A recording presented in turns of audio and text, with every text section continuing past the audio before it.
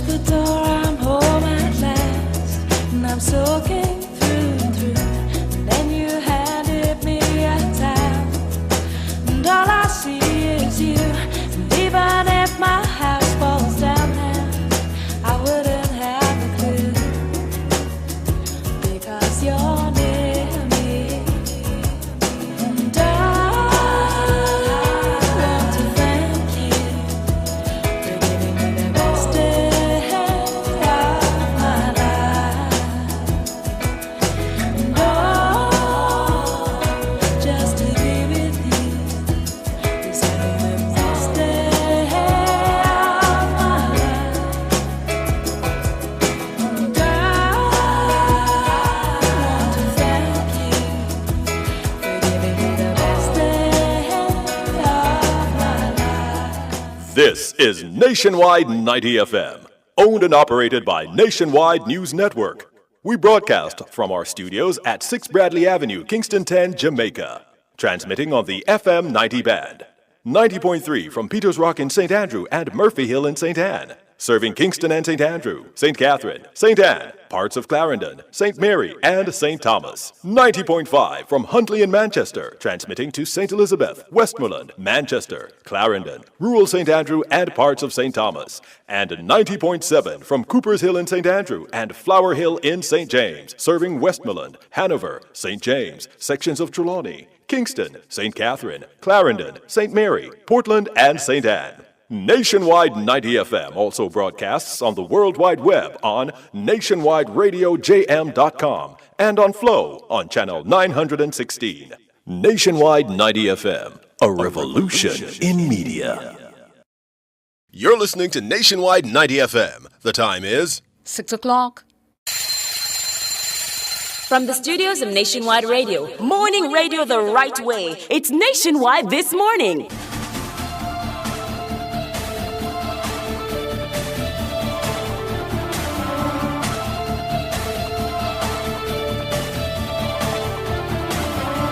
A very good morning to you. I'm Tona Thomas. Coming up in the news at 6 for this morning, Tuesday, January 21, 2025. St. Catherine South Police named the 8 most wanted men in the division. Professor Trevor Monroe renews call for the gag clause to be amended or removed from the Integrity Commission Act. Chairman of the U.S. Congressional Black Caucus warned that difficult days are ahead under President Donald Trump's regime. In regional news, Panama rejects Trump's vow to take back the Panama Canal. In international news, President Trump pardoned 1,600 people over Capitol riot and begins the exit from a Paris climate deal. In sports, Jamaica 22-man all-schools team is set to depart for the Casa Youth Classic later today. And in business, Trump signs executive order granting TikTok a 75-day extension. The details after the break.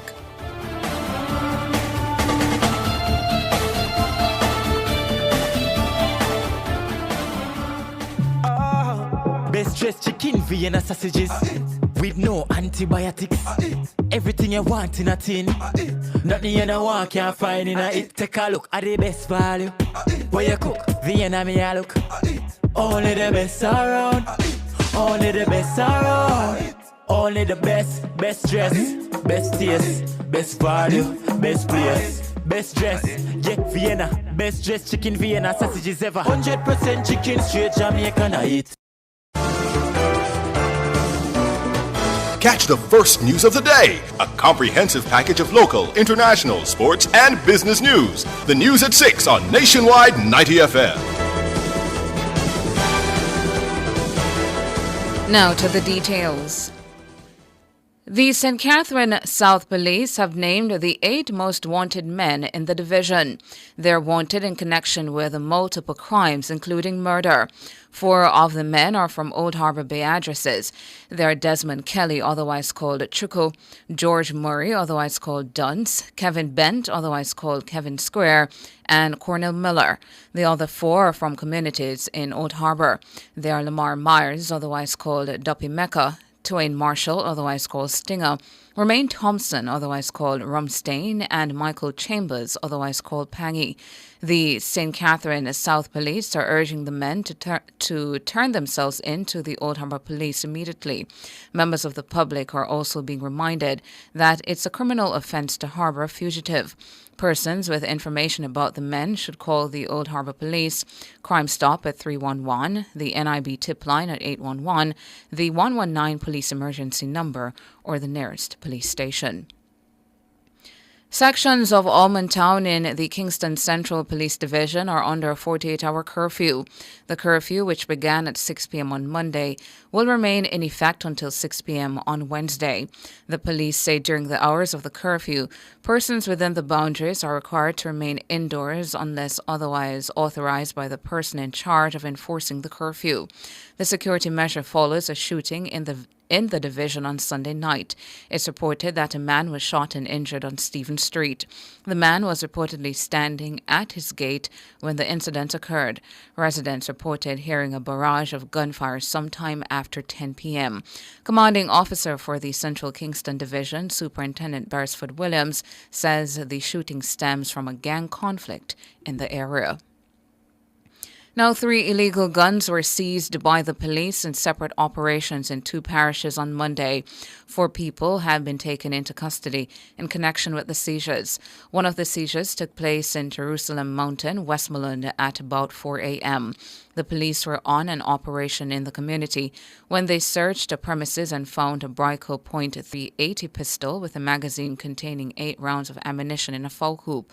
A man and 2 women who were occupying the premises were taken into custody. The other 2 operations were carried out in St. Andrew. The second gun was found in Lawrence Tavern in the St. Andrew North Police Division. One man was arrested after a black single-action Browning 9mm pistol with a magazine containing 3 rounds of ammunition was seized. And the third weapon, a homemade firearm, and 4 12-gauge cartridges were seized during an operation on Barbican Road by the St. Andrews Central Police sometime after 11 p.m. No one was arrested in relation to that seizure. Executive Director of National Integrity Action, NIA, Professor Trevor Monroe, that's the founding executive director, is renewing his call for the gag clause to be amended or removed from the Integrity Commission Act. The gag clause restrains the commission from commenting on an ongoing investigation involving a parliamentarian. This particular quote-unquote gag clause, which prohibits the commission from indicating without going into details what or who is being investigated, that is the aspect of the law which we think needs to be significantly amended, deleted, and replaced with something that's far more flexible. The Integrity Commission Act is now being reviewed by a joint select committee of Parliament. A meeting of the committee was scheduled for last week, but it was cancelled.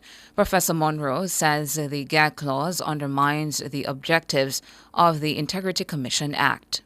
Beyond that, but also be in contradiction with what are the objectives of the law itself, which is set out in Section 3. One of the objectives of the law is to enhance public confidence, and I'm quoting now, that acts of corruption and impropriety committed by persons exercising public functions will be appropriately investigated and dealt with in a manner which achieves transparency, accountability, and fairness. End of quotes. Now, if we don't know that a particular institution or individual is being investigated, or we hear something to that effect, but nothing happens or we can't hear anything more, that's exactly undermining one of the objectives of the Act, which is to enhance public confidence that acts of corruption are being properly investigated. So there's a real internal contradiction. Professor Trevor Monroe, he was a guest on Let's Talk Justice, a program produced by Jamaicans for Justice, JFJ, and aired live on Nationwide 90 FM on Mondays at 1 p.m. Meanwhile, Executive Director of JFJ, Michael Jackson, says the gag clause could cause the public to believe the Integrity Commission is ineffective. We acknowledge that the potential for reputational harm must be looked at and mitigated. But I think this absolute gag on the Integrity Commission could also serve to undermine our perception of the efficiency of the body. Mikhail Jackson, Executive Director of JFJ, she was speaking on Let's Talk Justice, a program produced by JFJ and aired live on Nationwide 90 FM on Mondays at 1 p.m. Chairman of the U.S. Congressional Black Caucus, Yvette Clarke, warns that difficult days are ahead for immigrants under the regime of President Donald Trump. Clarke says the 47th president's anti-immigrant stance was already established under his previous tenure. Well, even prior to today's inauguration, our communities have been a flurry with activity. People are extremely concerned because they are in between status here in the United States. And though this administration has in the past indicated that they were going to be focused primarily on violent criminals, we know from previous experience in his prior tenure as president that that is not always so, that we cannot take him at his word. President Donald Trump issued about 10 executive orders related to immigration on his first day in office. Those include declaring a national emergency at the border. The executive orders will follow Trump's promises on the campaign trail to authorize mass deportations immediately after taking office.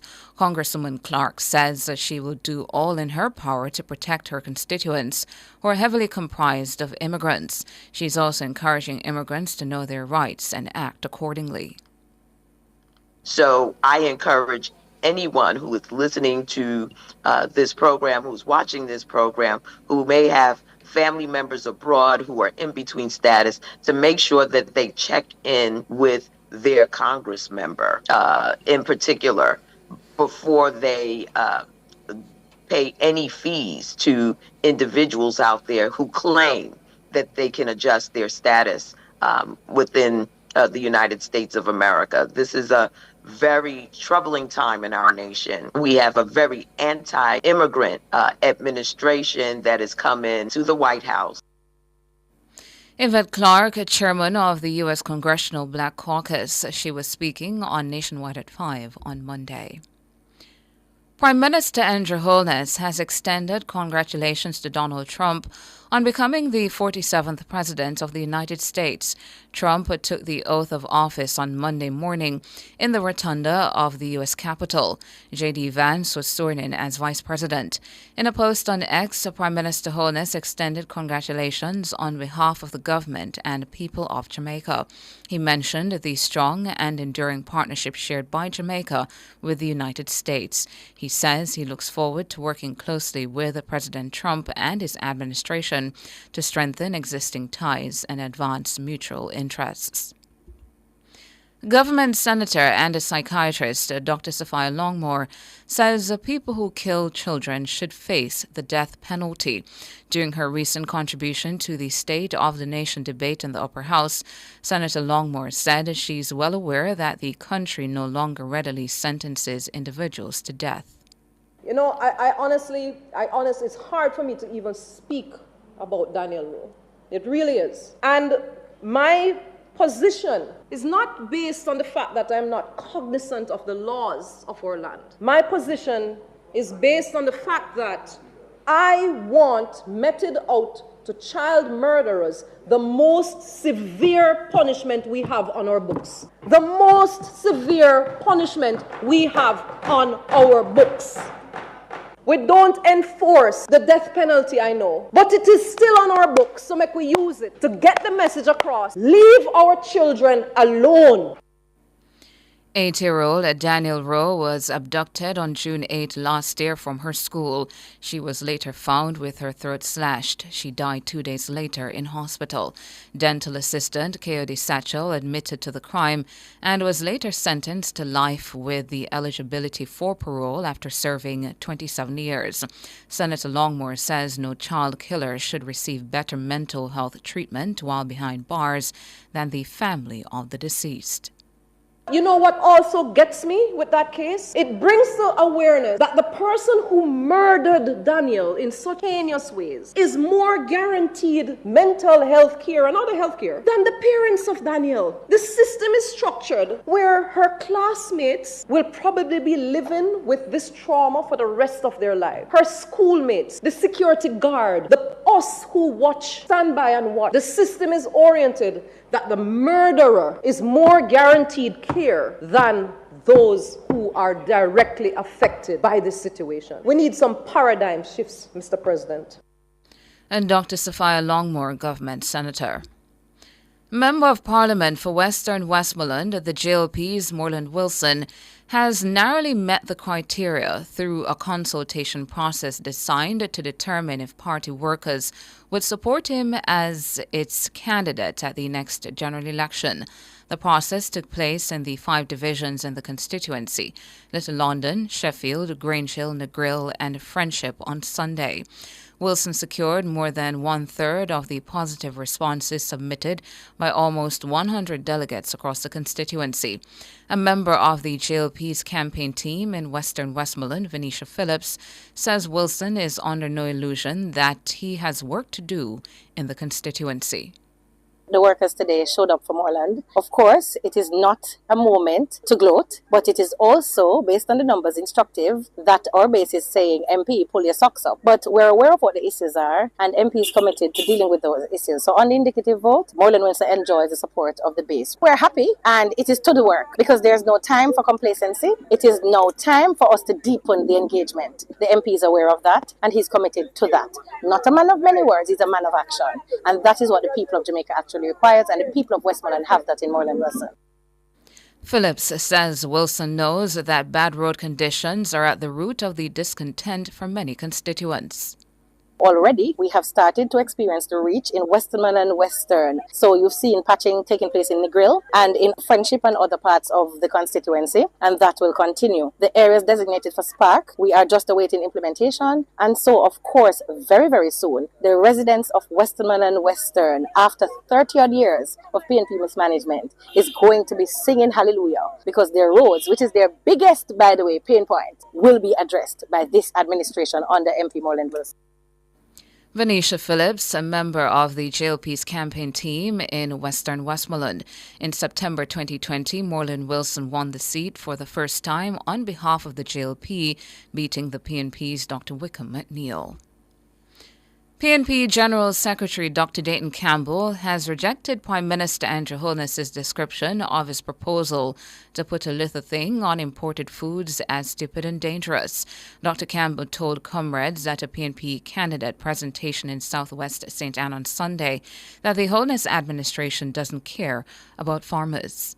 The Prime Minister said the proposal that I put forward for an agriculture development fund is foolishness. And I said to myself, but wait, we don't understand that, man. 250,000 persons in Jamaica are registered as farmers. When you get to rural Jamaica, 80% of the economic activity is linked directly to agriculture. But these laborites are not interested in agriculture because you have people sitting in the parliament that are import things coming out of the country and are kill the local farmers in the country. Time come now to get rid of this wicked and caring government. Dr. Campbell also accused the government of fighting against agriculture.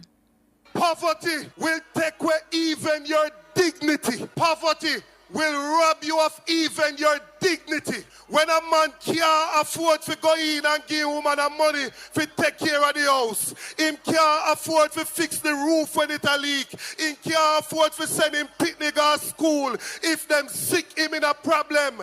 And in Jamaica, where agriculture can free our people out of poverty, we have a government that is fighting against agriculture. And we say, Andrew Holness and Floyd Green, you are praying the lastness of the people's dream.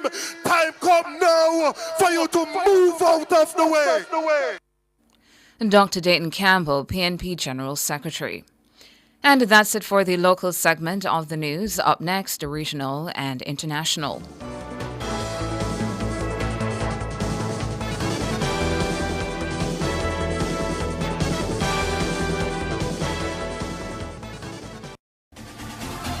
For all your electrical needs, visit ABC Electrical Sales. They stock a wide variety of electrical supplies including plugs, switches, panel boards and conduits, plus energy-saving fixtures. ABC Electrical Sales stocks brands like GE, Siemens, Philips, Cutler Hammer and Allen Bradley. They also offer free island-wide delivery just to suit your needs. Visit them at Shop 8, Hagley Park Plaza, Kingston 10, or call 876-754-371-4-5 or 876-754-3825-8. ABC Electrical Sales, for a better choice in the electrical business.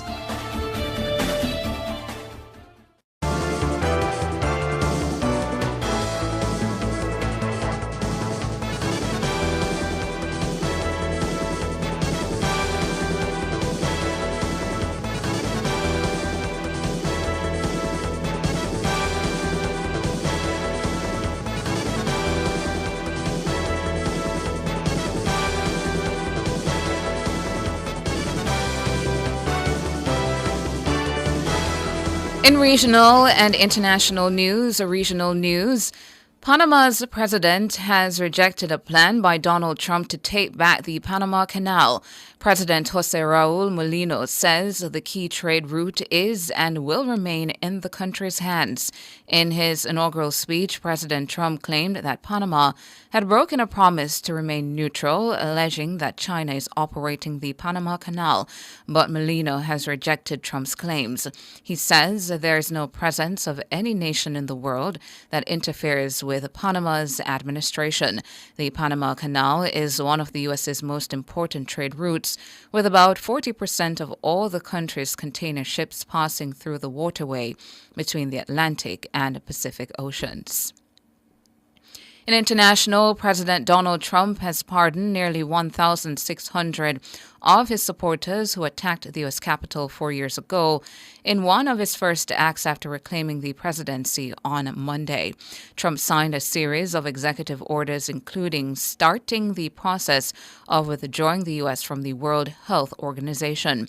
The orders also include an exit from the Paris climate deal. Trump has also declared a national emergency at the southern border and is seeking to end U.S. birthright citizenship. He did not take immediate action to raise tariffs, a key campaign promise, but said he could impose 25% duties on Canada and Mexico on February 1.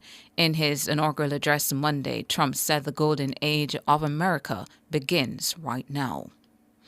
And that's it for regional and international. Up next, sports.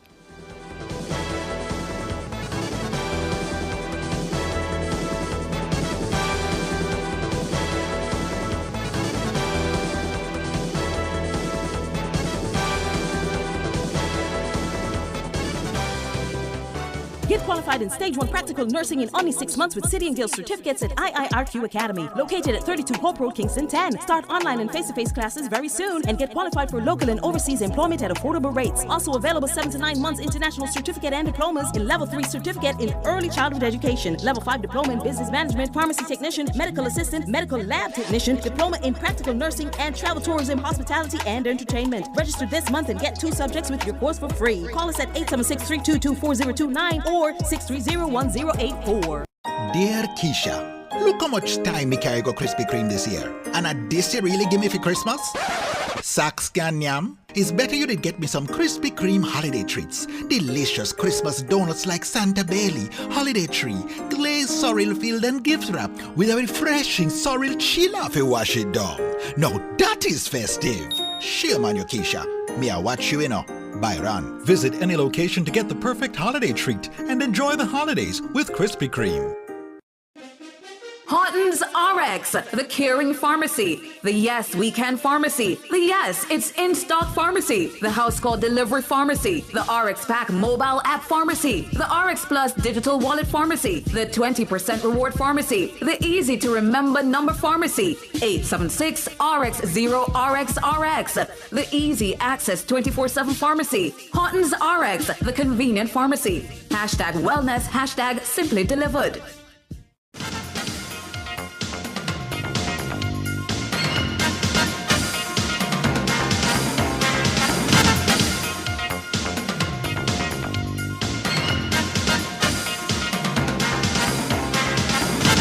Time now for your morning sports. A Jamaica 22-strong all-schools team is set to leave the island this evening for Florida for the Casa Youth Classic, which kicks off on Tuesday. 7 teams will contest the tournament, including a Tobago Select aggregation. The Jamaica all-schools selection will open their campaign on Wednesday against RPS Rush at 8 p.m. before facing Ingenious Elites on Thursday, also at 8. The games will be played at the Lauderhill Sports Park.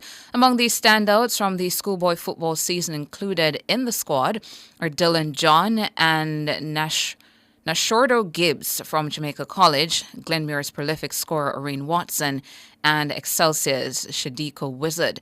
Lester Hibbert of the Costa Cup champions Garvey Maceo and Manning Cup winner Vassal Reynolds of Kingston College are the coaches. Liverpool host Lille in the Champions League as they look to maintain their perfect record in the competition this season on Tuesday. In other fixtures, AC Monaco welcome Aston Villa, Atletico Madrid play Bayer Leverkusen, Benfica host Barcelona, and Club Brugge entertain Juventus. Captain of the West Indies women, Hayley Matthews, says they're using the 3-match ODI series against Bangladesh as part of their preparation for the ICC World Cup qualifiers. We've obviously got World Cup qualifiers coming up, which is going to be super important, and this is the only ODI series that we do have before it. So this is, I think, really good warm-up, a really good practice for us and really good preparation. So yeah, I think like tonight, once we can use it well, we'll be in good stead for the qualifiers. Hayley Matthews, the Caribbean side, opened the series with a 9-wicket win at Warner Park on Sunday. Game 2 is set for today at the same venue. Grace Kennedy, through its brands First Global and GK General Insurance, has committed $9 million to the ISA schoolboy cricket season. The 2025 season was officially launched on Monday at the offices of the corporate giants.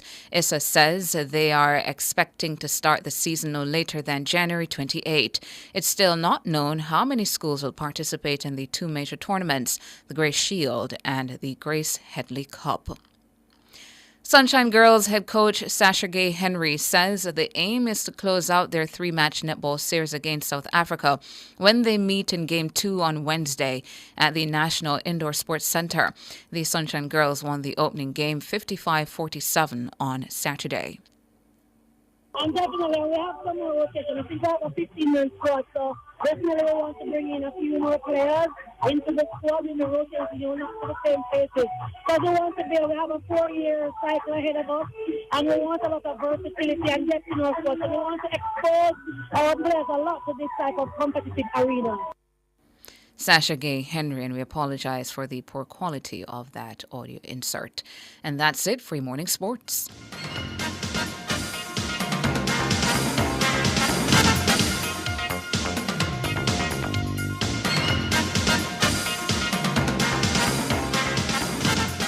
Sunday, February 16, 2025 will be pure energy and excitement as thousands hit the streets, running, walking and wheeling with a purpose. The Sagicor Sigma Run isn't just a road race, it's a celebration of people coming together to make a difference. Don't miss the Caribbean's biggest running event, Sagicor Sigma Run 2025. Visit SagicorSigmaRun.com and register now. Run for the fun, donate for the cause. Sponsored by Walden, Pan Jam, National Baking Company, Reggae Marathon, Catherine Speak, Malay Media and Whistling Frog.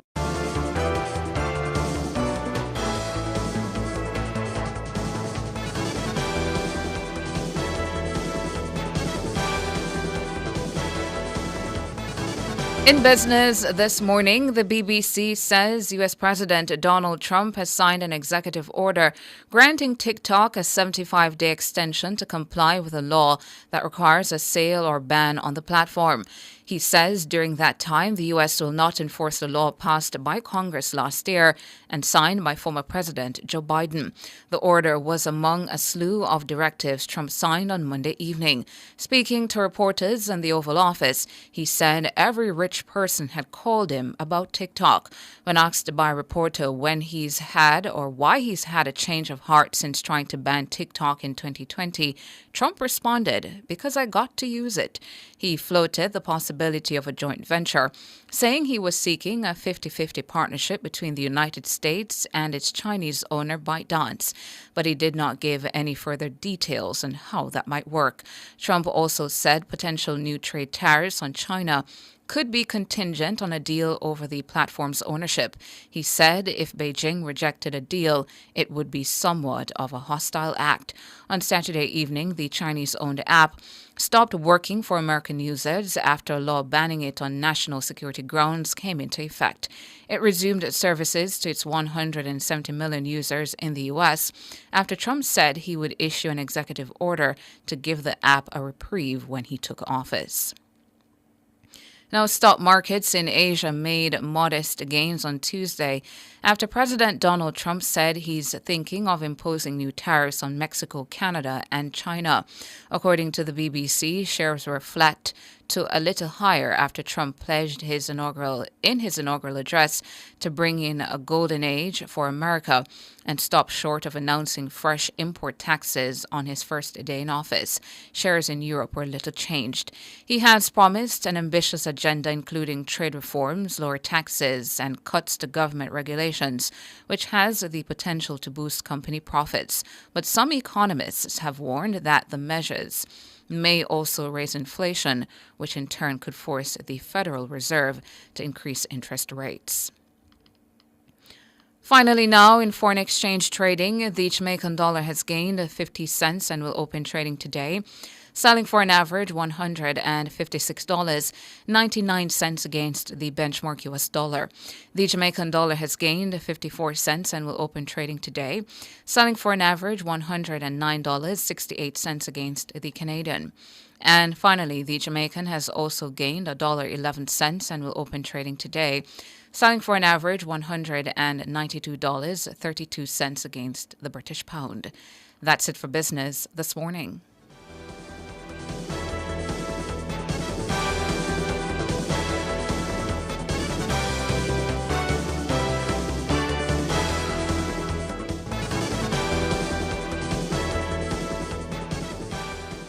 Clearing personal, non-commercial shipments at the port? Avoid the wait. Request a contactless clearance through your agent today. It's more efficient. It's secure. The time by the Jamaica Customs Agency is 6:30. If them a hide and a bribe, you know we not sleep. Extortion them want, you know that not key. Fight against corruption, turn up the heat. Load up the kickback and fraud when you see. Anti-corruption, join in the fight. Let's come together and make this right. When you see wrong, you feel open your mouth. Now there's a new avenue for speak out. We need a reduction. Make we fight against corruption. The Integrity Commission is working towards Jamaica where there's integrity, accountability, and transparency in public service. Risks of corruption by persons in public office will be investigated and dealt with transparency and accountability. Stand with us in the fight against corruption. Call the Integrity Commission Anti-Corruption Hotline 876-926-0001. Make we fight against corruption. The Ministry of Health and Wellness, in collaboration with the Ministry of Education, Skills, Youth and Information, will host the Health and Wellness Career Expo and Employment Fair, January 22 and 23 at 9 a.m. to 8 p.m. Attendees from all schools are asked to confirm participation via email to rsvpcareerexpo@moh.gov.jm. Expect interactive booth displays, entertainment, free health screenings, and more. See you at the 2025 Health and Wellness Career Expo and Employment Fair. A career in health, the roadmap to success. Want to reduce your high electricity bills? Then Peak Energy has the solution for you. From grid-tied to hybrid solar inverters with full lithium-ion battery pack. Installation and maintenance packages available. Visit us at Shop 1, 3 Mosquito Valley Road, Red Hill, St. Andrew. Call 876-279-8820 or 944-0668. Or email us at peakenergysolutionsja@gmail.com. Peak Energy for everything solar.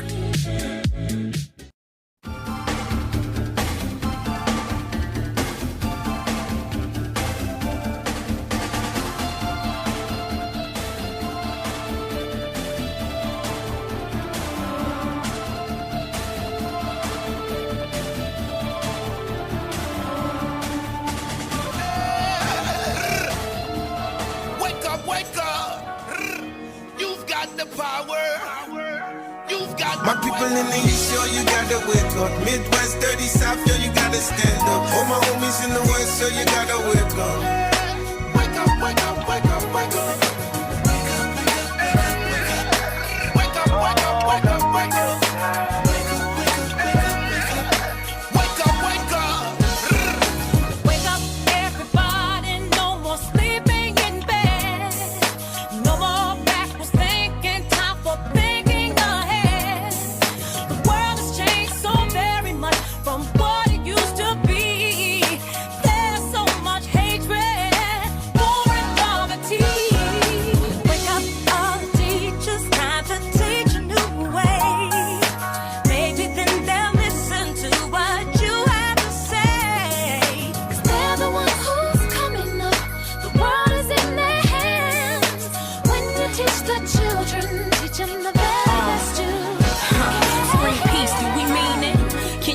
When we scream it out loud, do you believe that we need it?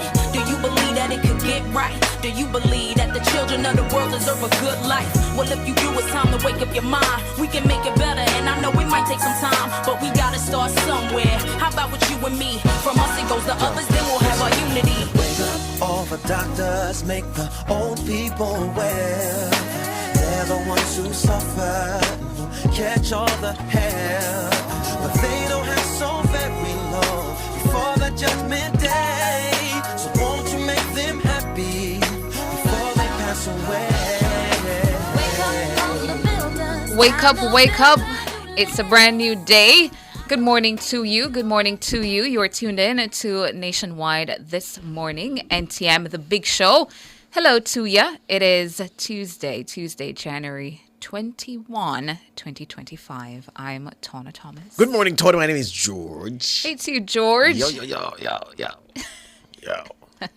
I was going to join you, but yeah, I'd probably sound silly. No, did that work? Hello to all our YouTubers. Cheryl Griffiths and Val Mack and Lorna Davis, Albert Morgan, SH, King Dread, Erica Bennett, Shines Law Boss, Kenneth Mullings, all of you joining us in the YouTube chat. Hello to you, always out early engaging in the space. Hello to all our peeps out there in Radio Land as well. Good morning to you. Happy to have you. Now, this morning in the What's on My Mind segment, we're featuring Nationwide's Mahir Stewart, our young gun, and on his mind this morning, he's titling his WOM, The Heir to the Throne. Alright, so disclaimer. Today's rant isn't in defense of the actions of the boy in the viral video. Dare I say that specific situation has trivialized what should actually be a serious discussion about school rules, and I won't allow it to distract us from that real discussion, right? So, I've almost fully accepted that it's pretty much impossible to speak on the grooming in schools topic without being painted as a rapscallion, yeah? A whippersnapper, a defiant youngin for daring to question the rules set in our schools aimed at shaping the next generation of leaders in society, yeah? How unruly of me! My bad. Well, if today's rant gets me locked out at the school gate, then so be it. Because the funny part is, that angry mob will be jam-packed with people from a generation where wearing afros to school was a norm, it wasn't seen as unruly, and despite going to school with said high hair, they eventually became successful leaders of the society we now live in, while simultaneously removing that same freedom under the guise of maintaining discipline and order. So while I was doing research for this vid, I saw pics of old high school quiz teams from the 70s with afros out and about. I even saw some of our leaders today rocking afros in school. And when I look at the reactions to the McGraw Boys video, I see the old heads rubbing their palms proverbially, pointing out his insolence, his defiance, his verbiage as justification for the rules put in place that he was in breach of. But I'm here to tell you that at least to me, this matter is so much bigger than that one boy. I scrolled through Twitter to see what the discourse was like, and a tweet caught my eye from a pretty prominent voice amongst Jamaican youth. You may have heard of him. His name is Rushcam, and he said, quote, "You guys think a low-performing school has the luxury of relaxing rules on anything because, quote, your ex isn't connected to your performance, end quote. But it is. It's not about X, it's about capacity to comply and capacity to perform without distractions. And he goes on to add in another tweet, we want to act like we weren't in school and we don't know what happens when we were distracted. Hairstyle, clothes, shoes polish, the whole works. And at least based on my interpretation of these tweets, I just don't agree though, do I? You know, I see it as a pretty myopic viewpoint, because it's that word right there that puts me in a tizzy. Distractions. Because while it's true that there are distractions out there that definitely hamper and prevent children from performing to their highest potential and behaving in school, those distractions aren't the length of their hair or their skirt. It never has been, and I don't think it ever will be, because if it was, maybe the older generation would have already run the country straight into the ground. If we want to talk about low-performing schools, then fine, but we can't pretend as though they are low-performing for no reason. There is a system in place currently that puts a certain crop of this country's children into these low-performing schools historically. And despite having the same rules as these so-called high-performing schools, why are the children in these low-performing schools still misbehaving, still failing, and still not realizing their fullest potential? It's because the real root causes for children acting out in school and being unruly and defiant are not the length of their hair or their skirt. All I am currently seeing is a Jamaica that is once again using these so-called important rules as a bandage over the gaping wounds created by bullets that are the psychosocial factors that these students are victims of. These communities that they are raised in, the lack of leadership in their household, the economic footprint, their inability to provide the resources necessary for a child to live a life comfortable enough to go to school on a daily basis and perform to the best of their ability. When you can't provide breakfast for a child and they're in class clutching their stomach in hunger, that is a distraction that prevents you from excelling. When you're from a household where all the books and necessities for school aren't available and your desk has way less on it than that of your peers, that is a distraction that prevents you from excelling and can cause you to act out. Until those issues are treated, you could line every male student in this island and shave them bald, it won't make a difference. You could line every schoolgirl up and make the skirt touch the ground. It won't make a difference. The issues I've raised are and will forever be the core causes of indiscipline and failure in our schools. He says that people took his tweet out of context, misinterpreted it, and if so, I'd love for him to further elaborate, because what I'm seeing so far isn't meshing with what I've perceived as reality. It's just the rules, yeah? It's just the rules is an excuse that continues to fall flat every time because it's surface level. And when you spam the surface level excuse without providing any extra context to the young people that are to follow it, the people you tell it to become frustrated. And when the youngins dare question it, they get labeled as rapscallions who don't care about discipline and are trying to quote-unquote Americanize local schools.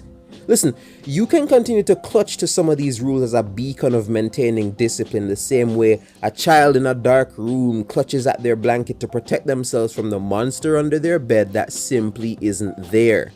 And don't even get me started on the racial undertones of policing black hair in schools. And no, I'm not being woke, because every time somebody brings this up, people think you're thinking too deep into it. Because once again, I bring it up, the old heads that have a problem with it, it's really just a case of do as I say and not as I do.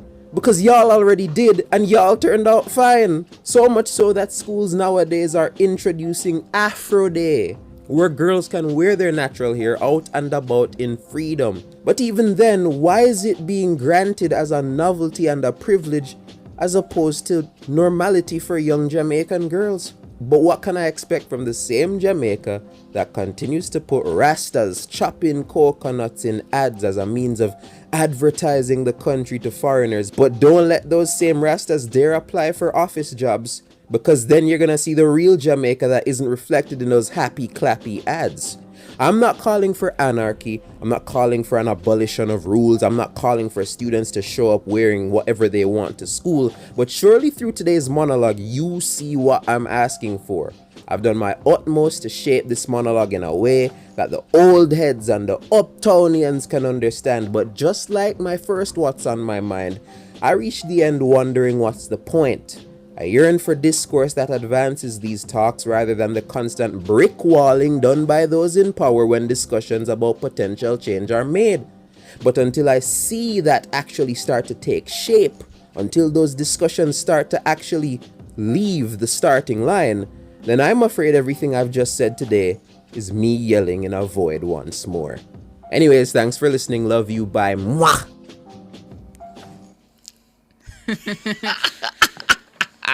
Yeah. We need to buy him a drink for this, man. Yeah. Yeah? Yeah. But hear it? Yeah, man. We'll turn off the drinks later when you come. You know, I'm just pulling out some of the comments, George, that people made in the YouTube chat while Mahiri's commentary was going on. And Valmax said, Mahiri, here is coming from afar. Teachers used to run pencil through a boy's hair and beat them, say it in a comb. That time we naturally had curly or woolly hair, but teachers used to hot comb out the kinks. That used to happen? Yeah, I heard that. Hot comb out the kinks. Before my out time, of but black I heard boys. it happen. Yeah.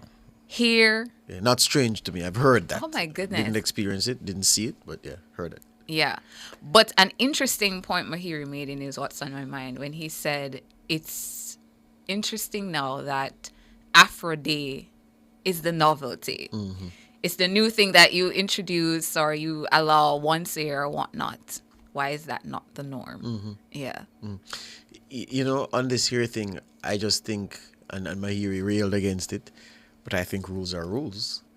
And I think if the rules say we're here a certain length, then you conform. Mm-hmm. If, you know, people talk about the Afro back in the day, but back in the day, those hairstyles were allowed, which is why you saw so many people of the 60s and 70s who grew up. Cliff had a hell of a afro, he says. We've seen it. And we've seen it, yeah. So, but those were allowed. So I'm just saying that. I listen, wonder why they made the change though.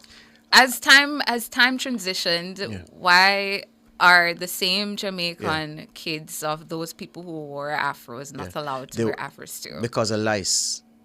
And it might seem like a trite thing. But let me explain. I had a cousin. He died some years ago. Those who know will know who I'm talking about. We call him Brab. But his name was Oral Morgan. And he's one of the first, well, not one of the first, one of the persons who I saw as a child with literal lice in his head. So what their thinking was, or what their argument was, that the big head of hair, and if you came with lice, you're romping, gambling along with other children, you could pass it on because it was easy to pass it on. The mites, the lice mite, MITE, would leave your head to somebody else. So they said, listen, all right, we're going to just cut down the hair now, because the lower the hair is, the more you are able to see and to eradicate, to kill.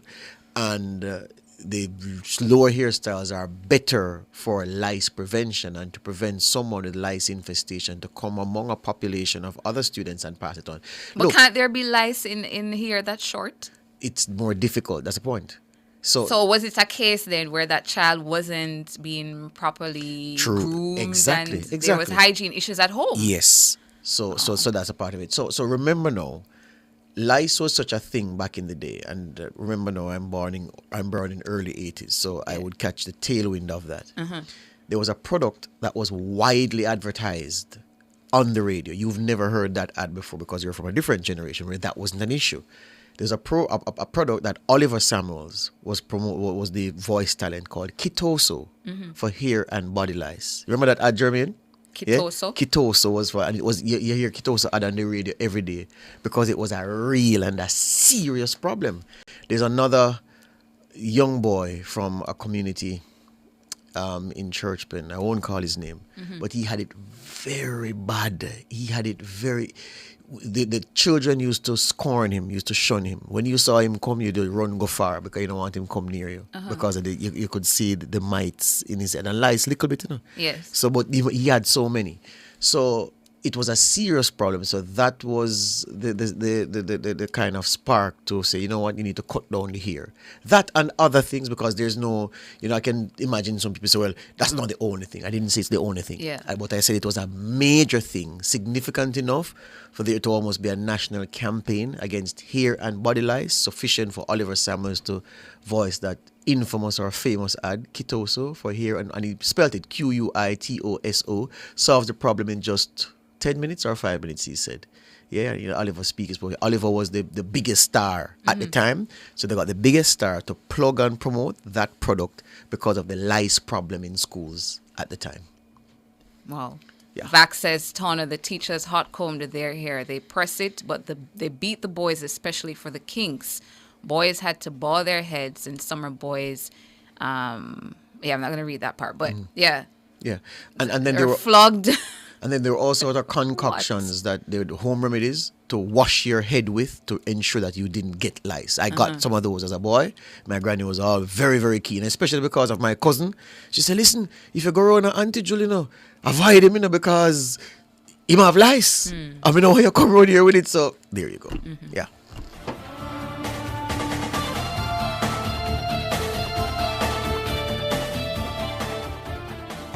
The Ministry of Justice offers free counseling to victims of crime. Call 876-946-0663. The time by the Ministry of Justice is 6:48. Since 1995, we've been your go-to source for everything related to billiards, amusement machines, and electronics. With locations at 1A Lindsay Terrace, Kingston 10, and the Village Plaza, Big Bridge, Savannah, Lamar, we offer top-quality pool table parts and accessories, cutting-edge gaming machines, and more. We also specialize in assembly, sales, and service of amusement machines. We provide unmatched customer service, expert solutions, and products tailored to your needs. Who are we? We are Eclipse Enterprise. Telephone 876-960-3891. For all your electrical needs, visit ABC Electrical Sales. They stock a wide variety of electrical supplies, including plugs, switches, panel boards, and conduits, plus energy-saving fixtures. ABC Electrical Sales stocks brands like GE, Siemens, Philips, Cutler Hammer, and Allen Bradley. They also offer free island-wide delivery just to suit your needs. Visit them at Shop 8, Hagley Park Plaza, Kingston 10, or call 876-754-3714-5 or 876-754-3825-8. ABC Electrical Sales, for a better choice in the electrical business.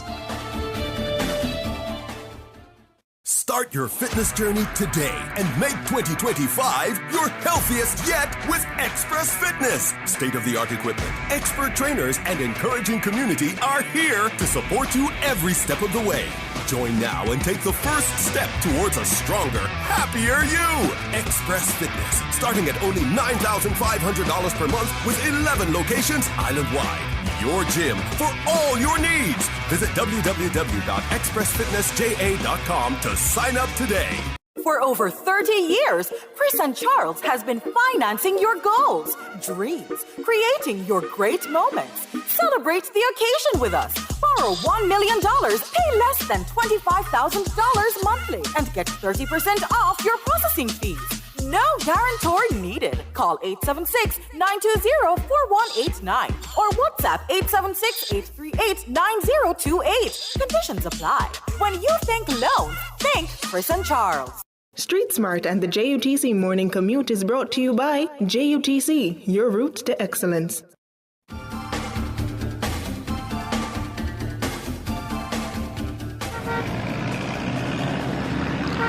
Time now for Street Smarts 1 with the Kingstonian, Ludlow McLean. Good morning, Ludlow. What in the talk about, John? What in the say? You know, I went to... I don't have coronation if you got that apart one, don't you? No, St. Elizabeth, no. Trelawney, Montego Bay, and Hanover, they speak that almost the same time. Where they go? Where they go on? Where they go on? What did they say? Anyway, it's a busy month to you, Tana, and the listeners and the commuting public.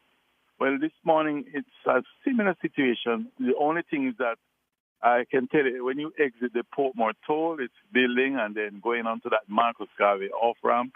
It's bumper-to-bumper traffic on that bridge here to get down to Marcus Garvey Drive. It remains bumper-to-bumper until they get to the vicinity of East Avenue to take you into the Greenwich area. and then there's another line of traffic heading towards Harbour Street. It's a little bit busy also, and this is the southbound side of Marcus Garvey. The northbound side also has traffic coming towards, especially coming towards that bridge in the 3 miles area there. It's really busy, and I would say it's going to be as the morning progresses. But I looked at Church Street, Duke Street, and Orange Street. All these areas are really moving. And even south, north, and east for it, there's no problem in that particular area. And going up South Camp Road, normally busy, but it's good vehicular movement in that area. And if you're going also Lower Elliston Road to Upper Elliston Road, it's going to be free-flowing for the timing. That traffic normally comes later on during the course of the morning. But I remind you that Elliston Road is not in a good condition at this particular point in time. So you have to be very careful as you traverse Upper Elliston Road. All right, so first report. We're not seeing the sunlight yet, but maybe by the time we get to 7:18, we'll see it will get brighter. We don't want to experience what is happening in New York below 2, I'm hearing. Anyway, it's over to you, George. Thank you, Lord McLean, there with the Street Smarts one. Up next, the word of the day. Street Smart and the JUTC Morning Commute was brought to you by JUTC, your route to excellence. Your word of the day, spelled F-R-I-B-B-L-E, spelled F-R-I-B-B-L-E. Fribble. Fribble. Fribble. Fribble is your word of the day, a verb, and it means to act in a foolish or frivolous manner. Synonym for fribble, trifle. So fribble, the definition, to act in a foolish or frivolous manner. Dictionary documents telling us that fribble was first recorded between 1620 and 1630. To use it in a sentence provided by dictionary.com, the kids spent their free time fribbling on social media. Mm-hmm. Fribble is your word of the day. Spelt again, F-R-I-B-B-L-E. Last thing on the afro, I think it's the best hairstyle. It's so... There's nothing like a good full head of hair, the afro.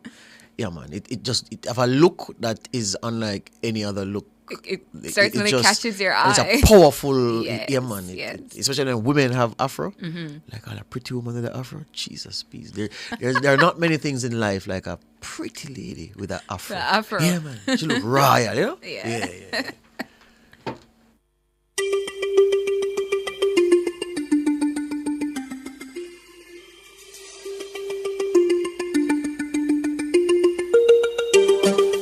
Dasheen is among a family of root crops or ground provisions grown on the islands of the English-speaking Caribbean dating back to the early 16th century. Also known as taro, blue food and kalo. Historians say the crop arrived to the Caribbean aboard transatlantic slave ships.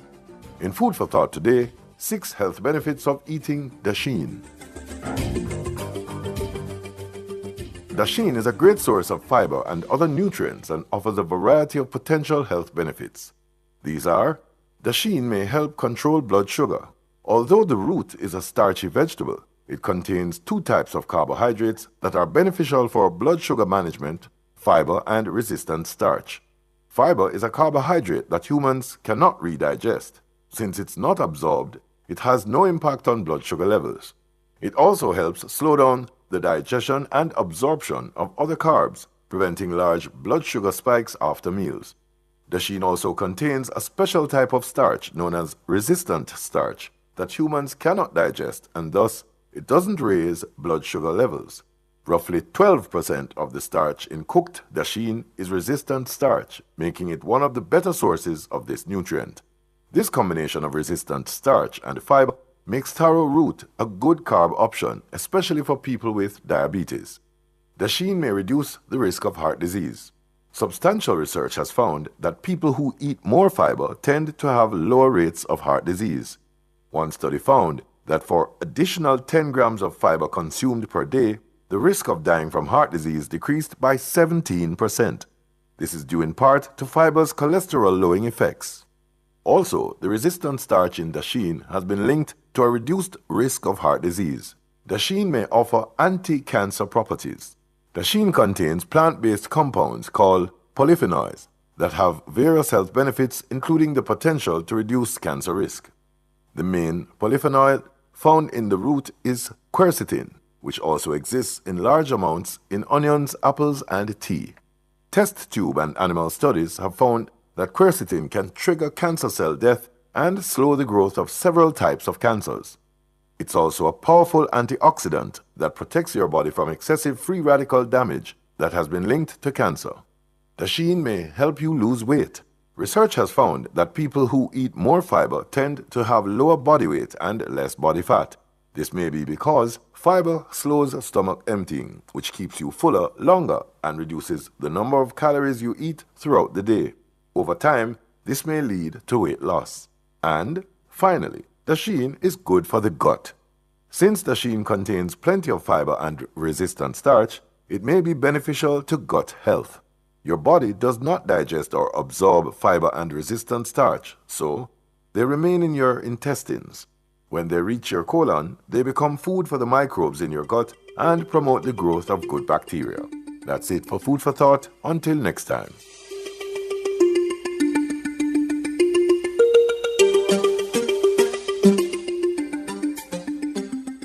Fearless and fair. Nationwide 90 FM. They will get loud if they can't have their own way, screaming, kicking, and dragging themselves on the ground. I know you're tempted to scold them. On Lifestyle Pages today, tips on how to discipline your child in public. I'm Tana. It can be the most embarrassing thing when your child is rude in public and throws a tantrum that captures the attention of so many people who will stare at you. First, explain to your child from home what you're going to do and stick to it. Give your child alternatives. Children need help with replacing an undesirable behavior with something new that will help them control themselves. Reward and punishment. Put meaningful rewards in place for good behavior and for bad. These punishments should not involve spanking and should be age appropriate. Nip it in the bud. Consistently enforce punishment. If you wait until later or only do it sometimes, then you will not see behavioral changes. Most importantly, you as the adult need to stay calm at all times. Don't shout, don't argue, and never give up. I'm Tana, and those were your Lifestyle Pages.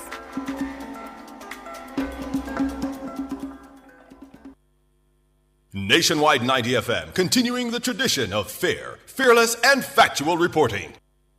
You're listening to Nationwide 90 FM. The time is 7 o'clock.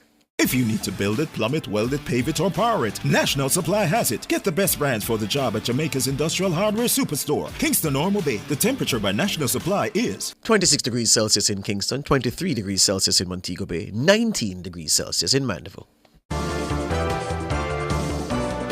the most credible news in the morning. The news at 7 on Nationwide 90 FM. Coming up in the news at 7 this morning, Tuesday, January 21, 2025, St. Catherine South Police named the 8 most wanted men in the division. Professor Trevor Monroe renews call for the gag clause to be removed from the Integrity Commission Act. Ranking U.S. Congresswoman says difficult days are ahead under President Donald Trump. And in international news, President Trump pardons 1,600 people over Capitol riot and begins exit from Paris climate deal.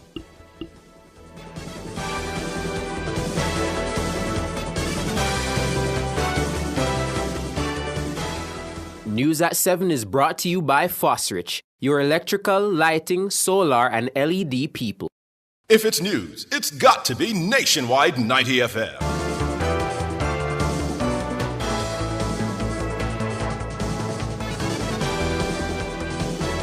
Now to the details. The St. Catherine South Police have named the 8 most wanted men in the division. They are wanted in connection with multiple crimes, including murder. 4 of the men are from Old Harbor Bay addresses. They are Desmond Kelly, otherwise called Chuku, George Murray, otherwise called Dunce, Kevin Bent, otherwise called Kevin Square, and Cornell Miller. The other 4 are from communities in Old Harbor. They are Lamar Myers, otherwise called Dopimeka, Dwayne Marshall, otherwise called Stinger, Romaine Thompson, otherwise called Rumstein, and Michael Chambers, otherwise called Pangi. The St. Catherine South Police are urging the men to turn themselves in to the Old Harbour Police immediately. Members of the public are also being reminded that it's a criminal offence to harbour a fugitive. Persons with information about the men should call the Old Harbour Police Crime Stop at 311, the NIB tip line at 811, the 119 police emergency number, or the nearest police station. Sections of Allman Town in the Kingston Central Police Division are under a 48-hour curfew. The curfew, which began at 6 p.m. on Monday, will remain in effect until 6 p.m. on Wednesday. The police say during the hours of the curfew, persons within the boundaries are required to remain indoors unless otherwise authorized by the person in charge of enforcing the measure. The security measure follows a shooting in the division on Sunday night. It's reported that a man was shot and injured on Stephen Street. The man was reportedly standing at his gate when the incident occurred. Residents reported hearing a barrage of gunfire sometime after 10 p.m. Commanding officer in charge of Central Kingston, Superintendent Beresford Williams, says the shooting stems from a gang conflict in the area. 3 illegal guns were seized by the police in separate operations in 2 parishes on Monday. 4 people have been taken into custody in connection with the seizures. One of the seizures took place in Jerusalem Mountain in Westmoreland at about 4 a.m. The police were on an operation in the community when they searched the premises and found a Brico .380 pistol with a magazine containing 8 rounds of ammunition hidden inside a fowl coop. A man and 2 women who were occupying the premises were taken into custody. The other 2 operations were carried out in St. Andrew. The second gun was found in Lawrence Tavern in the St. Andrew North Police Division. One man was arrested after a black single-action Browning 9mm pistol with a magazine containing 3 rounds of ammunition was seized. And the third weapon, a homemade firearm and 4 12-gauge cartridges, were seized during an operation on Barbican Road by the St. Andrew Central Police sometime after 11 p.m. No one was arrested in relation to that seizure. Founding Executive Director of National Integrity Action, NIA, Professor Trevor Monroe, is renewing his call for the gag clause to be amended or removed from the Integrity Commission Act. The gag clause restrains the Commission from commenting on an ongoing investigation involving a parliamentarian. This particular quote-unquote gag clause, which prohibits the Commission from indicating, without going into details, what or who is being investigated. That is the aspect of the law which we think needs to be significantly amended, deleted, and replaced with something that's far more flexible. The Integrity Commission Act is now being reviewed by a joint select committee of Parliament. A meeting of the committee was set for last week, but it was later cancelled. Professor Monroe says the gag clause undermines the objectives of the Integrity Commission Act. Beyond that, but also be in contradiction with what are the objectives of the law itself, which is set out in Section 3. One of the objectives of the law is to enhance public confidence, and I'm quoting now, that acts of corruption and impropriety committed by persons exercising public functions will be appropriately investigated and dealt with in a manner which achieves transparency, accountability, and fairness. End of quotes. Now, if we don't know that a particular institution or individual is being investigated, or we hear something to that effect, but nothing happens or we can't hear anything more, that's exactly undermining one of the objectives of the Act, which is to enhance public confidence that acts of corruption are being properly investigated. So there's a real internal contradiction. Professor Trevor Monroe, Executive Director of the NIA. He was a guest on Let's Talk Justice, a program produced by Jamaicans for Justice, JFJ, and aired live on Nationwide 90 FM on Mondays at 1 p.m.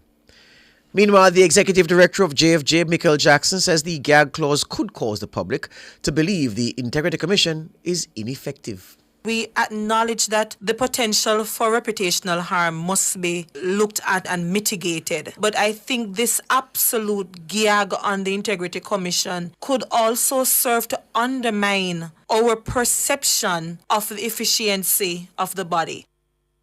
Michael Jackson, Executive Director of JFJ, she too was speaking on Let's Talk Justice, a program produced by JFJ and aired live on Nationwide 90 FM on Mondays at 1 p.m. Chairman of the U.S. Congressional Black Caucus, Yvette Clarke, warns that difficult days are ahead for immigrants under the regime of President Donald Trump. Clarke says the 47th president's anti-immigrant stance was already established during his previous tenure. Well, even prior to today's inauguration, our communities have been a flurry with activity. People are extremely concerned because they are in between status here in the United States. And though this administration has in the past indicated that they were going to be focused primarily on violent criminals, we know from previous experience in his prior tenure as president that that is not always so, that we cannot take him at his word. President Trump issued about 10 executive orders related to immigration on his first day in office. Those include declaring a national emergency at the border. The executive orders will follow Trump's promise on the campaign trail to authorize mass deportations immediately after taking office.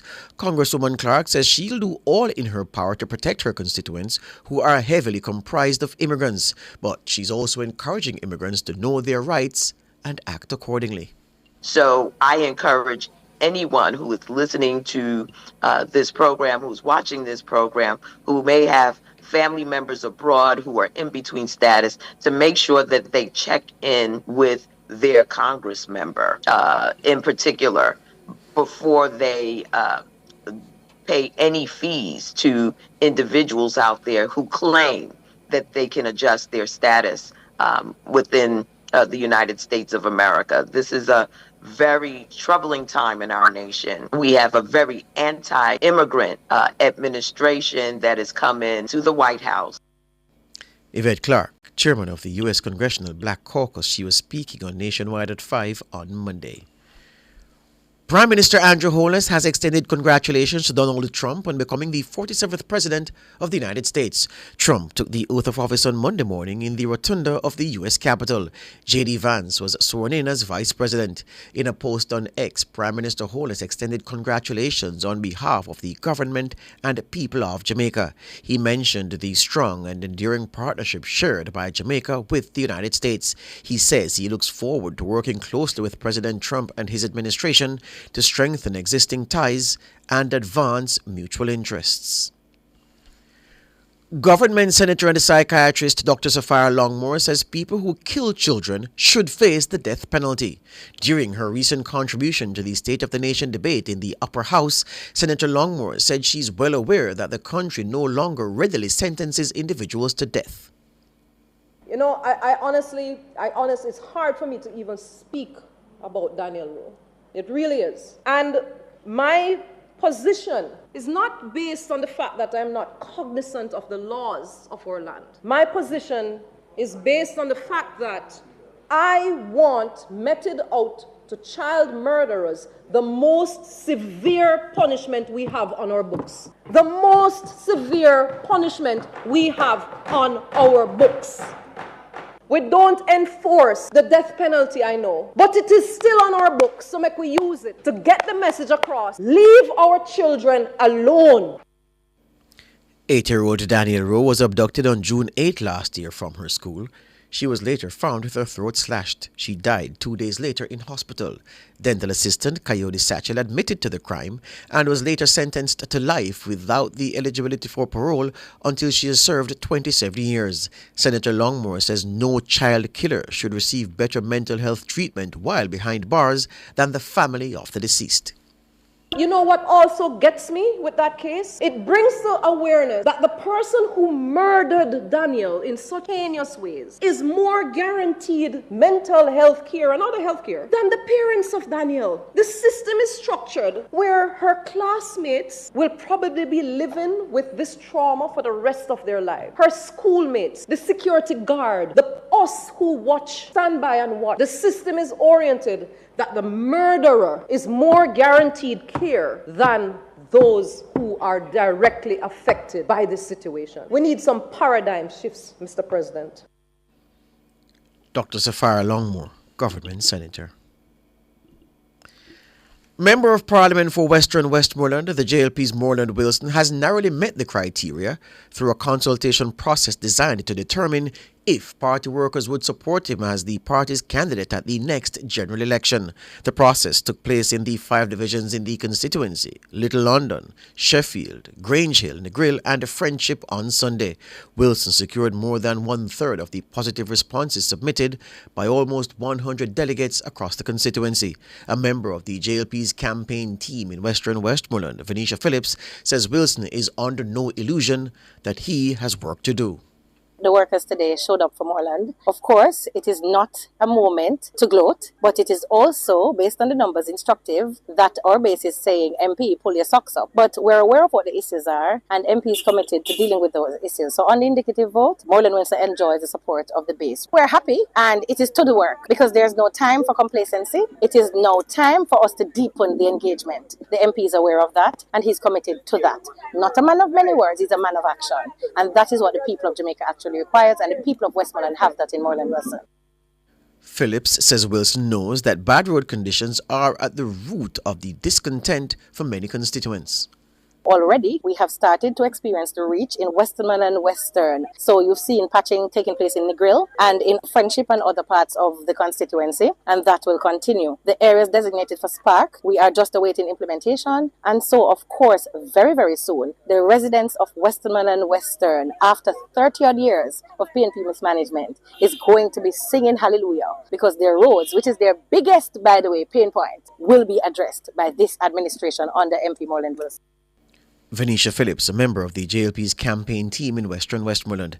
In September 2020, Moreland Wilson won the seat for the first time on behalf of the JLP, beating the PNP's Dr. Wickham McNeil. The Minister of Tourism, Ed Bartlett, left the island on Monday for Madrid, Spain, to attend the 45th staging of the International Tourism Fair. The fair will run from January 22 to 26 as one of the world's leading travel trade shows. The event provides a vital platform for showcasing tourism offerings, building partnerships, and exploring new opportunities. Jamaica's participation launches the Tourism Ministry's 2025 strategy under the theme Thrive in 25. It has the ambitious target of welcoming 5 million visitors and generating $5 billion in earnings. Reflecting on Jamaica's 2024 performance, Mr. Bartlett noted that the upcoming trade show provides the perfect opportunity to build on momentum and position Jamaica for even greater success. The country achieved 4.2 million arrivals in 2024 and earned about $4.3 billion in revenue. The minister will attend the event's opening ceremony, hosted by Spain's King Felipe VI and Queen Letizia, and engage in high-level meetings with global tourism leaders. He'll also participate in an awards ceremony hosted by Grupo Excelencias and a UN Tourism Anniversary event. Additionally, Minister Bartlett will conduct media interviews with top Spanish and international outlets, highlighting Jamaica's tourism achievements and plans for the future. He is set to return to the island on Sunday, January 26, 2025. A regional story before we go because of its importance. Panama's president has rejected a plan by Donald Trump to take back the Panama Canal. President Jose Raul Molino says the key trade route is and will remain in Panama's hands. In his inaugural speech, President Trump claimed that Panama had broken a promise to remain neutral and alleged that China is operating the Panama Canal. But Molino has rejected the claim. He says there is no presence of any nation in the world that interferes with Panama's administration. The Panama Canal is one of the U.S.'s most important trade routes, with about 40% of all the country's container ships passing through the waterway between the Atlantic and Pacific Oceans. Further afield, President Donald Trump has pardoned nearly 1,600 of his supporters who attacked the U.S. Capitol 4 years ago in one of his first acts after reclaiming the presidency on Monday. Trump signed a series of executive orders, including starting the process of withdrawing the United States from the World Health Organization. Among them is an order to exit the Paris climate deal. Trump has also declared a national emergency at the southern border and is seeking to end U.S. birthright citizenship. He did not take immediate action to raise tariffs, a key campaign promise, but said he could impose 25% duties on Canada and Mexico on February 1. In his inaugural address on Monday, Trump said the golden age of America begins right now. That's the news. News at 7 was brought to you by Fosrich, your electrical, lighting, solar, and LED people. You're listening to Nationwide 90 FM. The time is 7:17.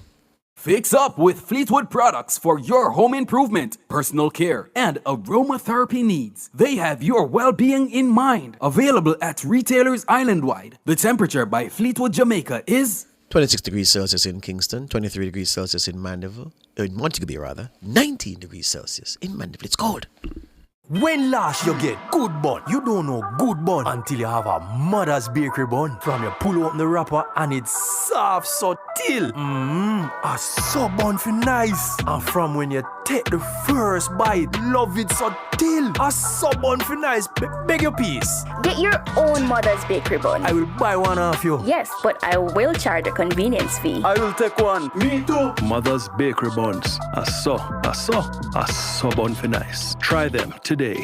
Delicious meals, poolside cocktails, right on the beach. Disconnect from your daily worries and reconnect with the one you love. There's no paradise like home. Enjoy a romantic all-inclusive escape at Couples Tower Island Couples Sanssouci in Ocho Rios from $395 USD per night. Take advantage of this offer today by calling Couples Resorts at 876-632-8200 or by visiting couples.com. Conditions apply.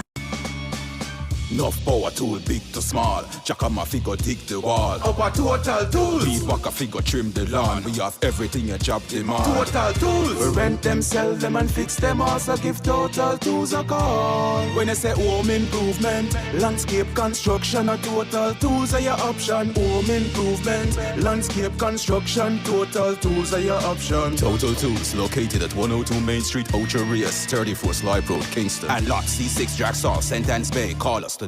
Street Smart and the JUTC Morning Commute is brought to you by JUTC, your route to excellence.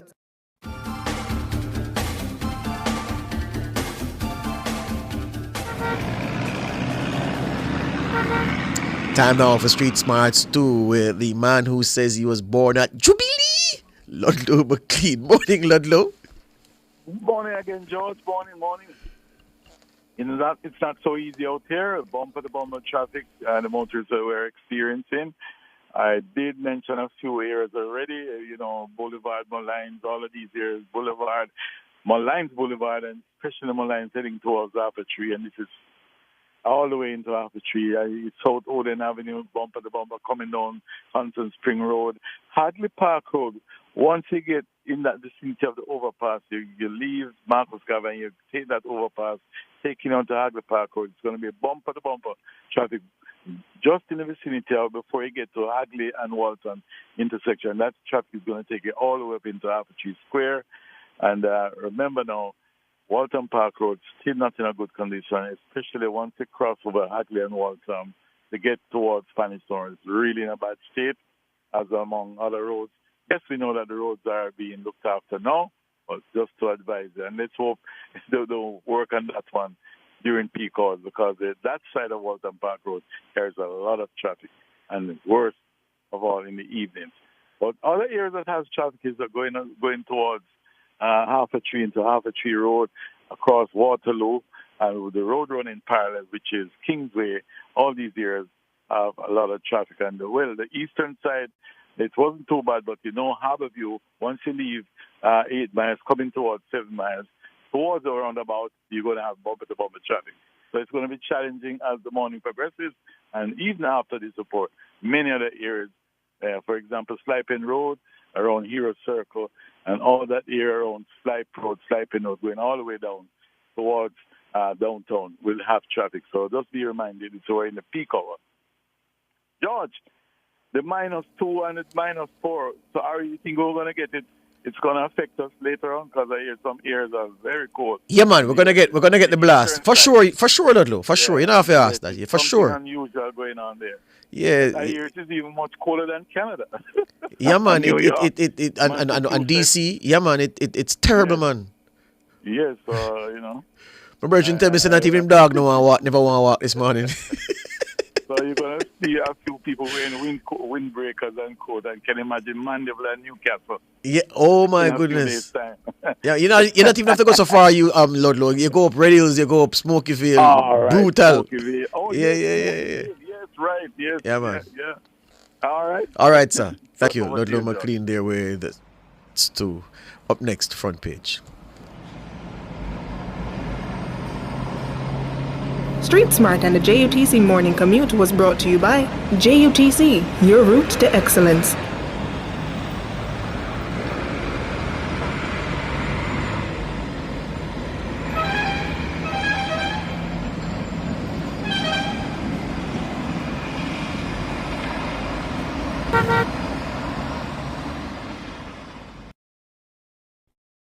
Front Page is brought to you today by ABC Electrical Sales, for a better choice in the electrical business. For all your electrical needs, visit ABC Electrical Sales. They stock a wide variety of electrical supplies including plugs, switches, panel boards and conduits, plus energy-saving fixtures. ABC Electrical Sales stocks brands like GE, Siemens, Philips, Cutler Hammer and Allen Bradley. They also offer free island-wide delivery just to suit your needs. Visit them at Shop 8, Hagley Park Plaza, Kingston 10, or call 876-754-3714-5 or 876-754-3825-8. ABC Electrical Sales, for a better choice in the electrical business.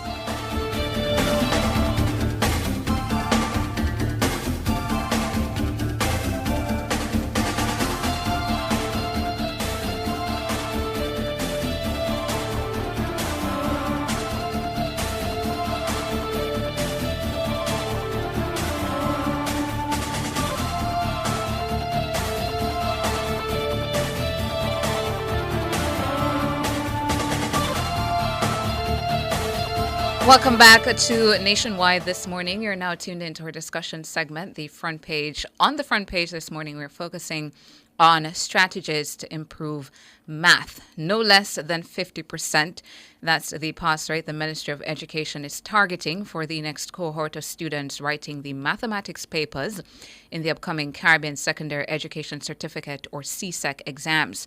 Permanent Secretary Dr. Casson Troop shared the vision at a media conference at the regional headquarters of the University of the West Indies in Mona last Friday. Mahir Stewart reports. Only 33% of Jamaican students who sat the CSEC mathematics last year passed the exam. The region as a whole saw a reduction in the number of students who passed the examination. Only 36% of students passed CSEC math in 2024, down from the 43% who passed the examinations in 2023. Jamaica's low pass rate in mathematics is of major concern for the Ministry of Education. Permanent Secretary in the Ministry of Education, Dr. Casson Troop, says the ministry is working to ensure that the number improves to over 50% come at the next sitting of the exam. She outlined some of the measures the ministry is already undertaking at a number of schools to improve the performance of our students. We have to extend learning for our students and we have to support our teachers.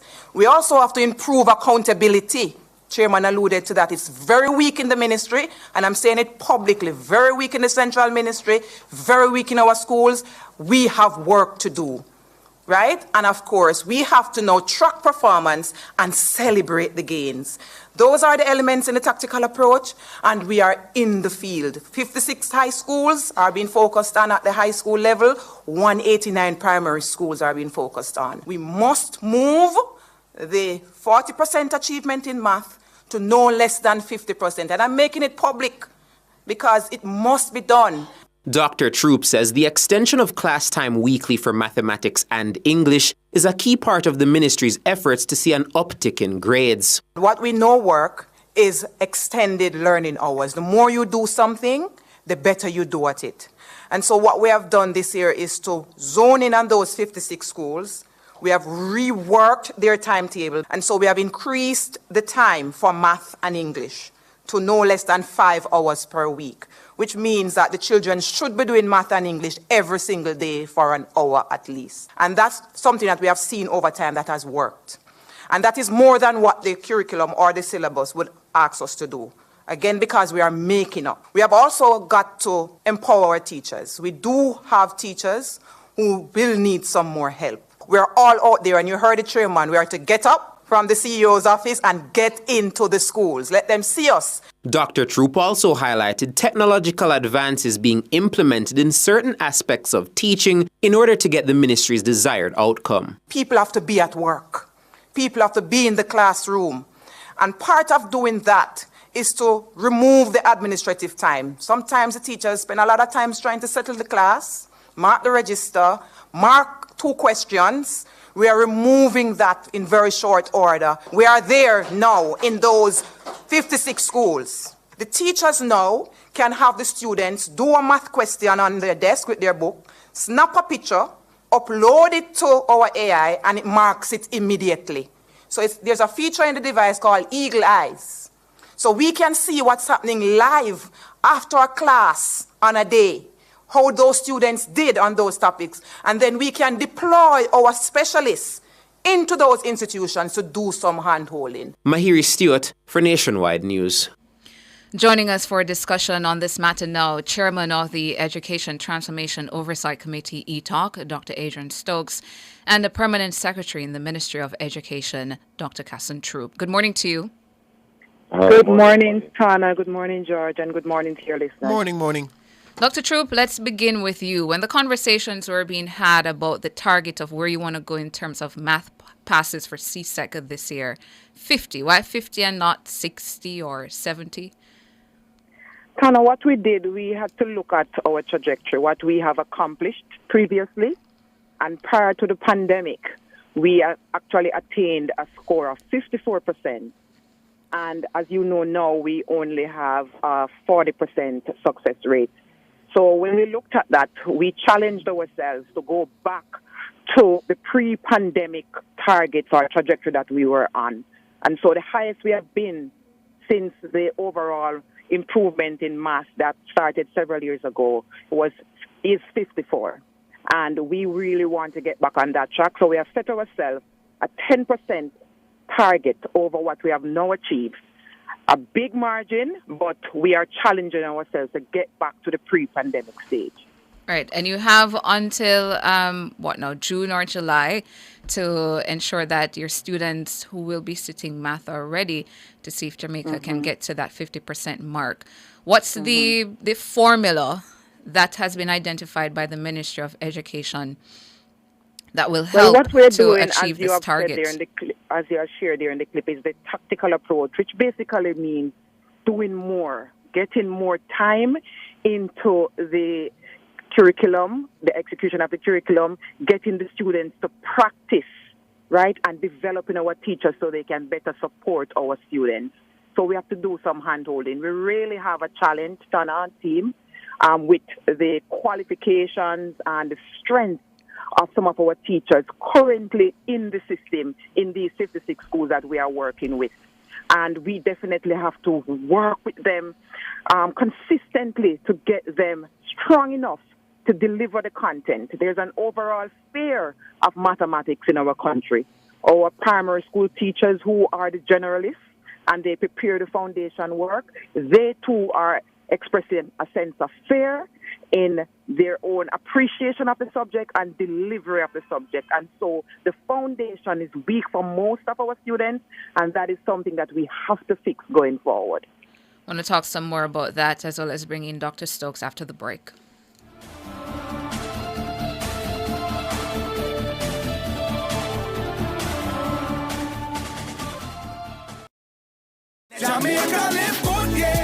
Give up every illegal gun. Call the police at 119 or Crime Stop at 311. The time by the Ministry of National Security is 7:31. Rent or buy your hurricane supplies from Total Tools. Visit 102 Main Street, Ocho Rios, or 34 Slipe Road, Kingston 5. The temperature brought to you by Total Tools Jamaica is 25 degrees Celsius in Kingston, 24 degrees Celsius in Montego Bay, 19 degrees Celsius in Mandeville. If them a hide and a bribe, you know we not sleep. Extortion them want, you know that not kill. Fight against corruption, turn up the heat. Load up the kickback and fraud when you see. Anti-corruption, join in the fight. Let's come together and make this right.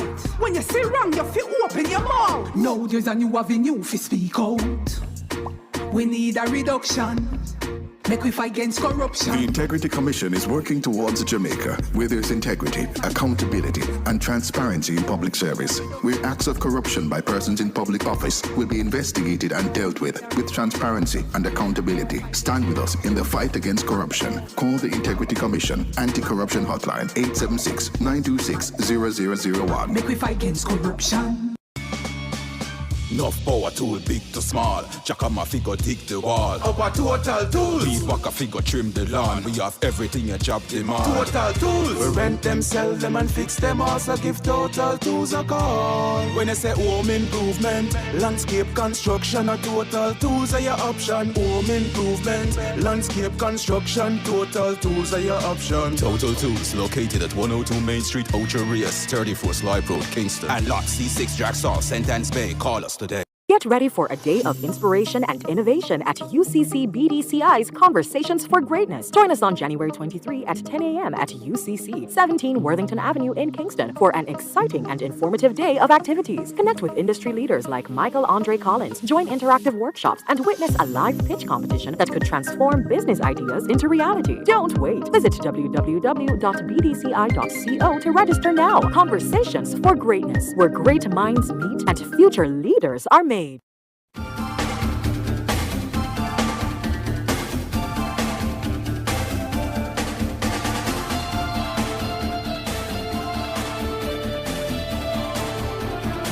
Welcome back to Nationwide this morning, having a conversation about the target from the Minister of Education, the target of 50% to get Jamaicans or pass rate in mathematics at the CSEC level up to 50%.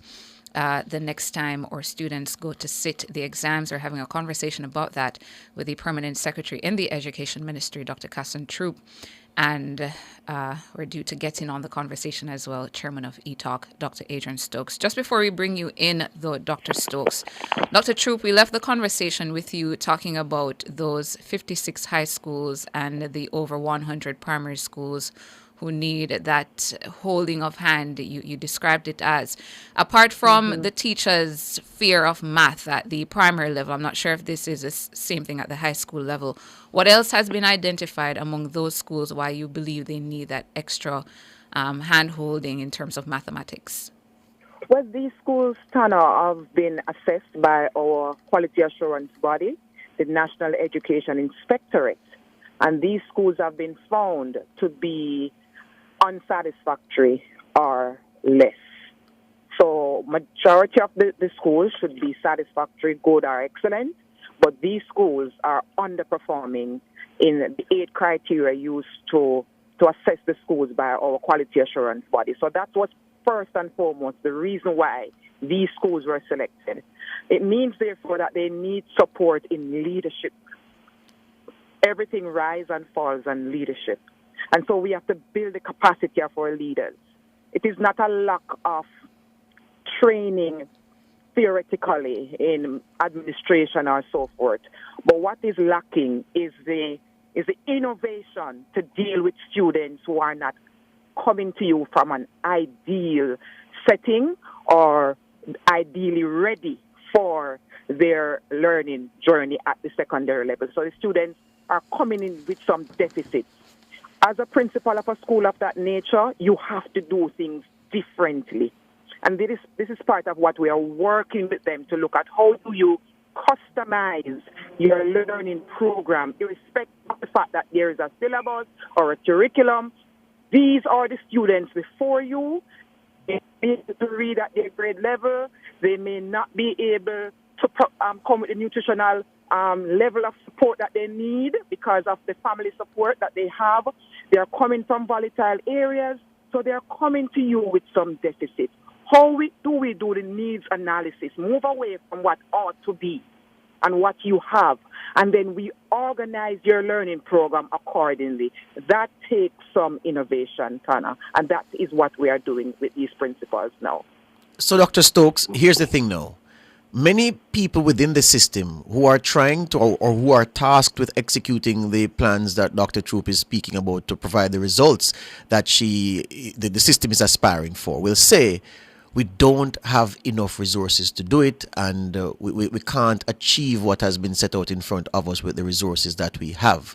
You then have the problem because you and everybody else in the education sector wants greater levels of accountability. But there is a ready-made excuse for accountability to not be realized because of this resource challenge. How does ETOC help the system to overcome this? Morning, George and listeners. Excellent question. Let me start, however, by setting some context why this is so important. Now, given where the world is going, when you think about the jobs of the future, to be on the economic development path, to improve the quality of human capital we have in the country, math is extremely important. We have to do a better job in math education. Now, to be consistently good at math, there are some structural things we will need to have in place. First, we need to attract high-quality people into teaching. We have some already, but we need a lot more. We should be able, for example, to attract an engineer, persons who are going into the STEM jobs. We should be able to attract these people into teaching. Now, salaries will need to be improved, and general conditions of work, I would say, will also need to be improved. These are things we're working on, and these are things that will occur over time. We will also need governmental support to ensure that these things are in place so that, similar to a country like Singapore, we can have these things in place so we can see a structural or a material shift in math education in Jamaica. But we are where we are.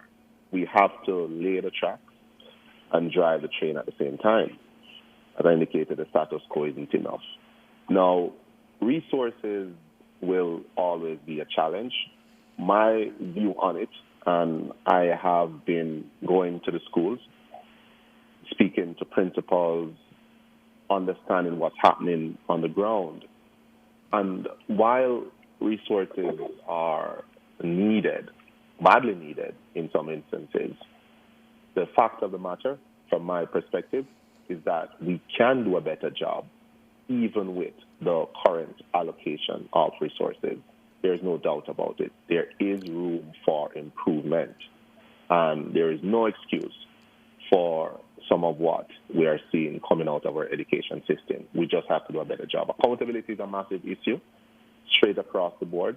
The PS is very honest and humble in her analysis of the issue.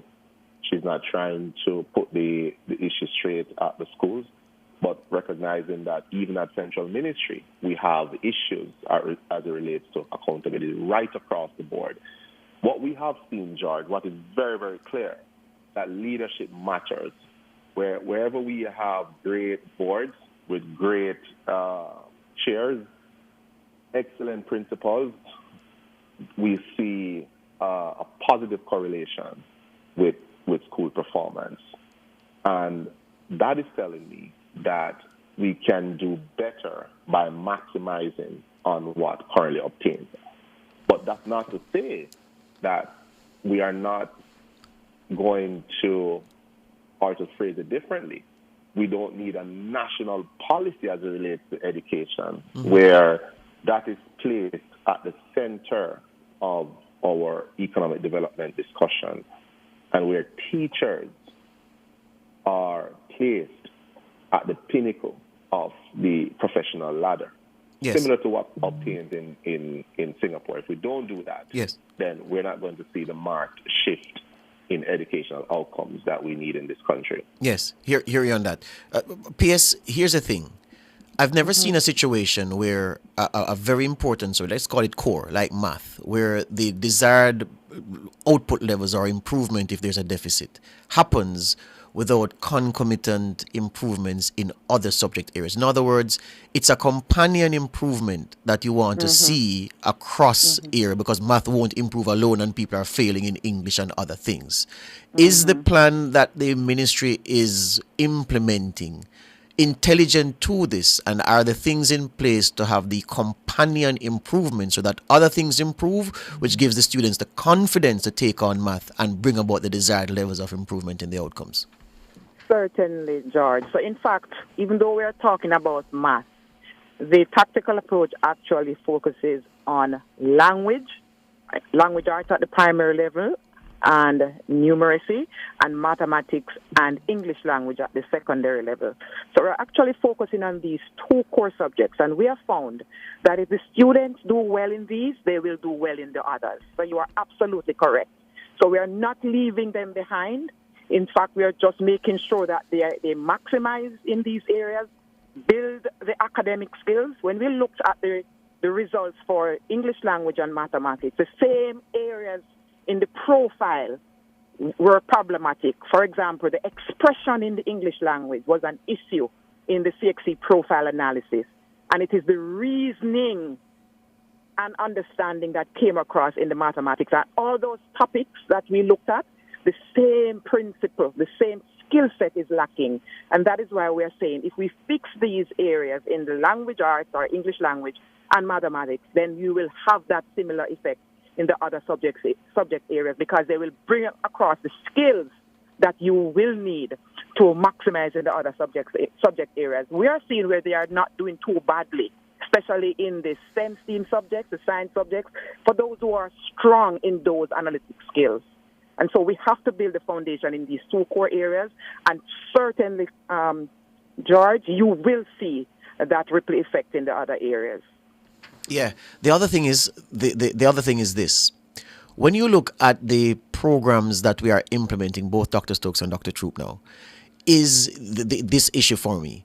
When you run up into, like, for instance, at your first evaluation point, if the results aren't trending in the right direction, we have a habit in this country of saying, because initially it doesn't seem to be succeeding, it's not working, and we start from square one again. Have you built any allowance or accommodation in this program of activity to say, well, look, even if we don't crack the code the first time around in the first evaluation phase, we're going to continue because we're convinced that this is the right route to take? Certainly, George. We are ambitious. This year we are, because we have been pushed to be ambitious, but we are also realistic.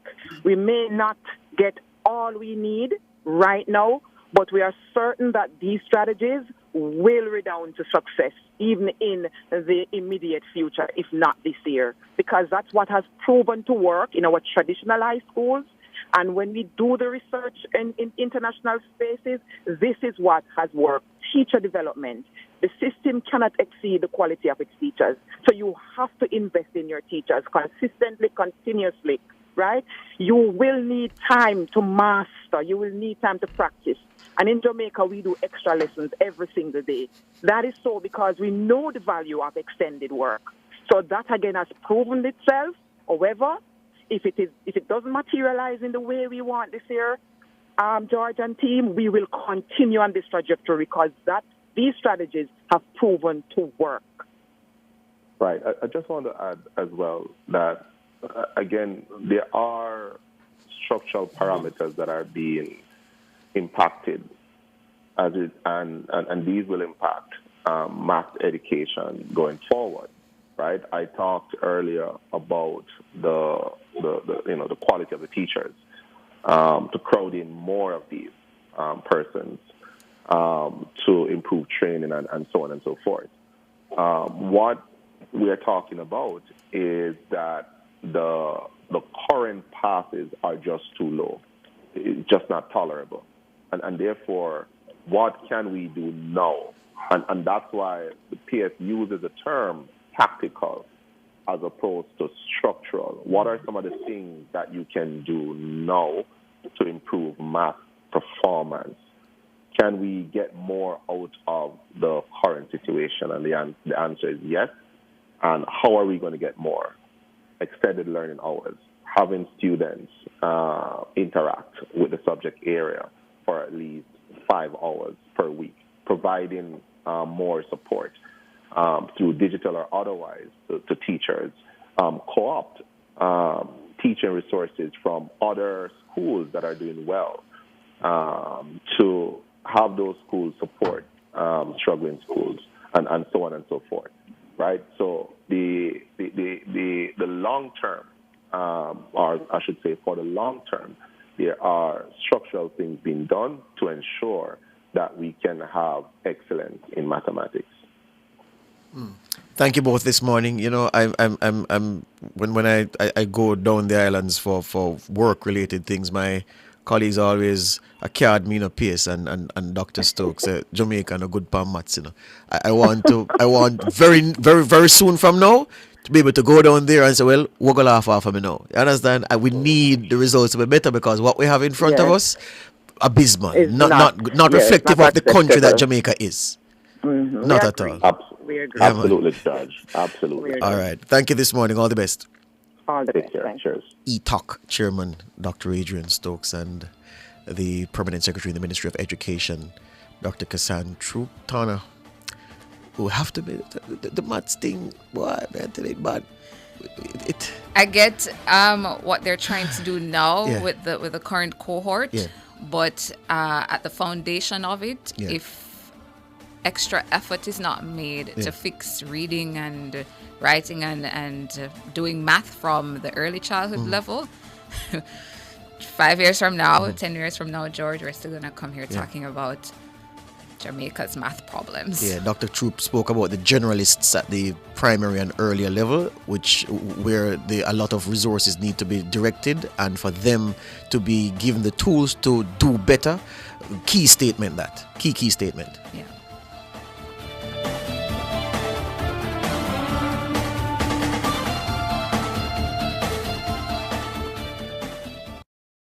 Listen up, motorists. Speeding burns more gas. So slow down. The life you save may be your own and also that of your loved ones. Slow down. Save lives and money. The time by the Insurance Association of Jamaica is 7:48. At Hawkeye, our mission is to deliver cutting-edge security solutions to help you keep track of the things you value most. The temperature by Hawkeye is 24 degrees Celsius in Kingston, 23 degrees Celsius in Montego Bay, 19 degrees Celsius in Mandeville. Best dressed chicken, Vienna sausages with no antibiotics. Everything you want in a tin. Nothing you don't want can't find in a it. Take a look at the best value. Where you cook, Vienna me a look. Only the best around. Only the best around. Only the best dress, best taste, best value, best place, best dress. Yeah, Vienna, best dressed chicken, Vienna sausages ever. 100% chicken, straight Jamaican I eat. Start your fitness journey today and make 2025 your healthiest yet with Express Fitness. State-of-the-art equipment, expert trainers, and encouraging community are here to support you every step of the way. Join now and take the first step towards a stronger, happier you. Express Fitness, starting at only $9,500 per month with 11 locations island-wide. Your gym for all your needs. Visit www.expressfitnessja.com to sign up today. This is a public service announcement from Guardian General Insurance Jamaica Limited. Guardian General Insurance Jamaica Limited wishes to advise our valued customers and the public that our Kingston office located at 19 Dominica Drive, Kingston 5 remains closed. Customers may visit us at Guardian Life's head office located at 12 Trafalgar Road, Kingston 5. Contact us via telephone at 876-926-3720 or utilize our online facilities via myguardiangroup.com to transact business. We remain committed to serving you and apologize for any inconvenience this temporary closure may cause. That was a public service announcement from Guardian General Insurance Jamaica Limited. The Ministry of Health and Wellness, in collaboration with the Ministry of Education, Skills, Youth and Information, will host the Health and Wellness Career Expo and Employment Fair, January 22 and 23 at 9 a.m. to 8 p.m. Attendees from all schools are asked to confirm participation via email to rsvpcareerexpo@moh.gov.jm. Expect interactive booth displays, entertainment, free health screenings, and more. See you at the 2025 Health and Wellness Career Expo and Employment Fair. A career in health, the roadmap to success.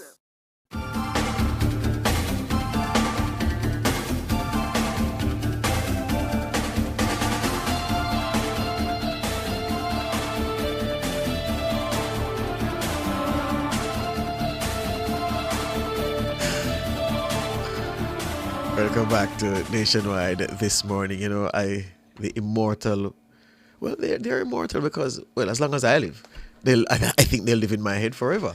I would have told you some time ago that a family friend once came to the house with some juices from the old creamer factory. You know where Exotic Stone is now, right at the intersection of the, well, you know, right out of New Haven, so yeah, the overpass, the overhead bridge out 6 Mile. So where you get them juice? He say hustle them. What do you mean by hustle them? In thief them. I say, what? But me don't want them. Take them out of my yard. Man say. Absolutely. Man say, Mr. Joyce, where you go on, sir? Me now work, no, me can't get nothing for thief. Man. I'll never forget that. And that mentality is strong in so many people across the world, I'm sure. But we're talking about Jamaica, which we know better than everywhere else. The mentality is strong here, you know. Yeah. Me now work, no, me can't get nothing for thief. Employers bleed. Hustle. Yeah, you hustle them. Yeah, man. You thief the tea bag. You come and work before everybody else. You take out half of the box of Tetley. It's not funny, but you throw out the condensed milk. Yeah. You even the salt, you thief.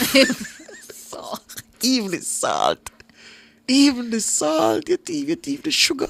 If them put out plastic fork, you take out half of the bag. Oh my goodness. Paper napkin, you take the napkin. You just take.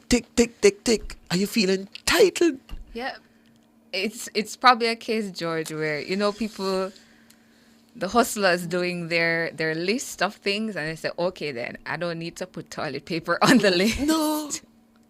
I don't need to put Tetley on the list. Yeah. I don't need to buy those things. No. Those things can come off the list. No. Because you're going to steal them. That's wrong. And listen, let me tell you, I once wrote an article about government and the office, and, you know, it caused problems among some of my former colleagues. But it's what I saw. But look, government takes care of you, you know, when it comes to refreshments and so forth. You know, because government, you know, buy, some people that say, boy, listen, no drink tea on the yard. No, man, the pantry is usually well stocked, you know, one heap of milk, condensed milk. As my grandmother say,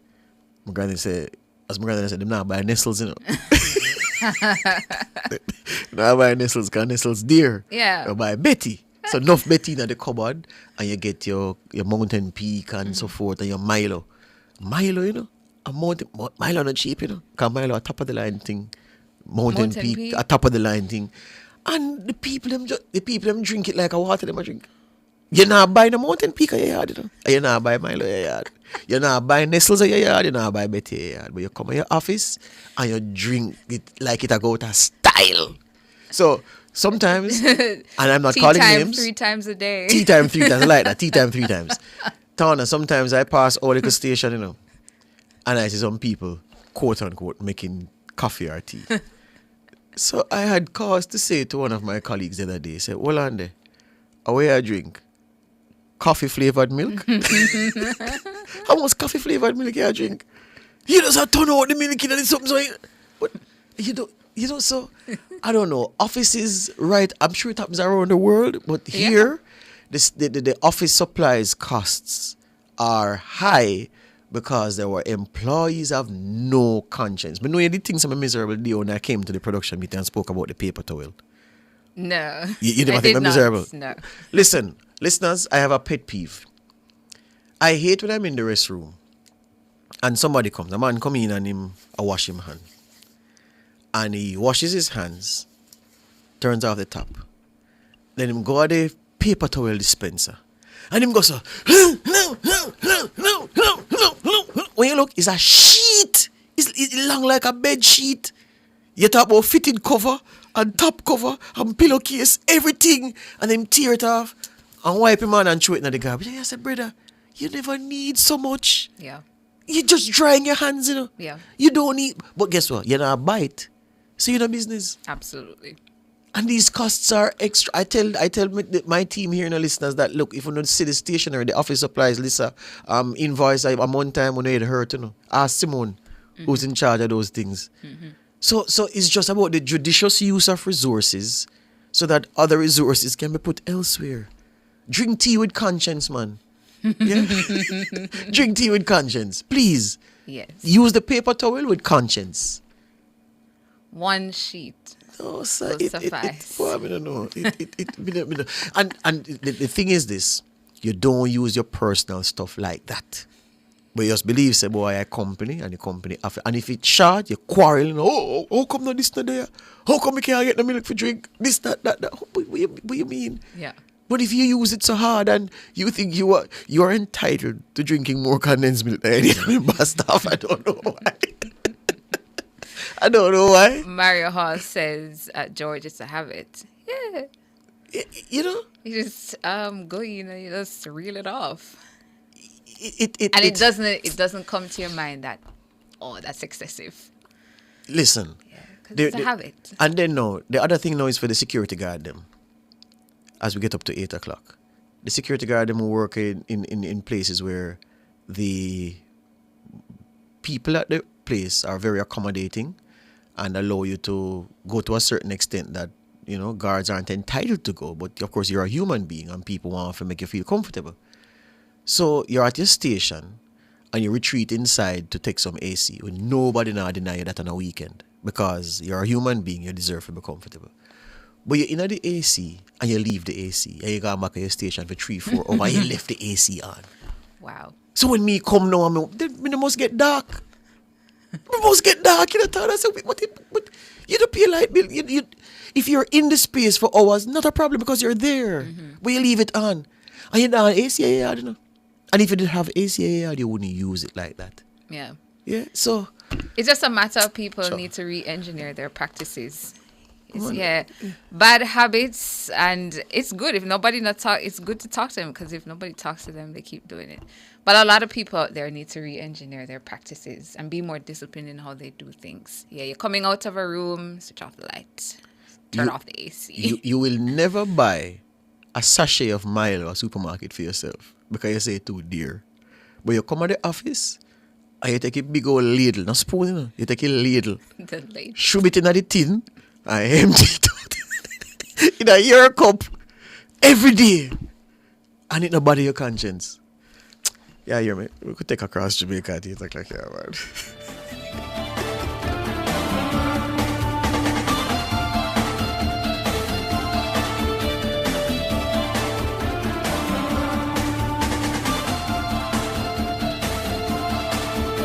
Front Page was brought to you today by ABC Electrical Sales. For a better choice in the electrical business.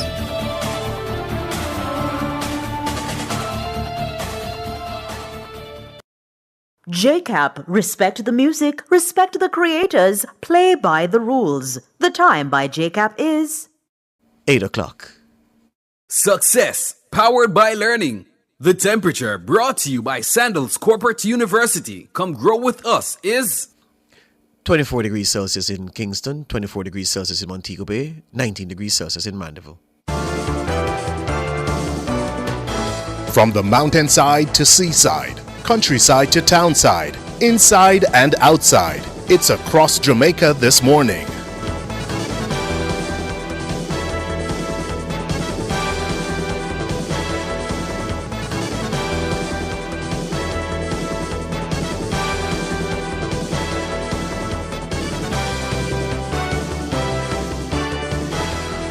In Across Jamaica this Tuesday morning, the Office of Disaster Preparedness and Emergency Management, ODPEM, is advising families to practice navigating their homes in the dark as an emergency preparedness strategy. Director General of the agency, Richard Thompson, told the JIS that the practice needs to become routine as it could save lives. Thompson says it's important because power outages are common during emergencies such as earthquakes. He says knowing how to move around the house in darkness could make the difference in getting out safely. The ODPEM head says there is also value in putting keys in a central location to facilitate swift evacuation. Making the point that earthquakes can trigger secondary events like fires, Mr. Thompson says getting out of the house quickly must be a priority. January is observed as Earthquake Awareness Month.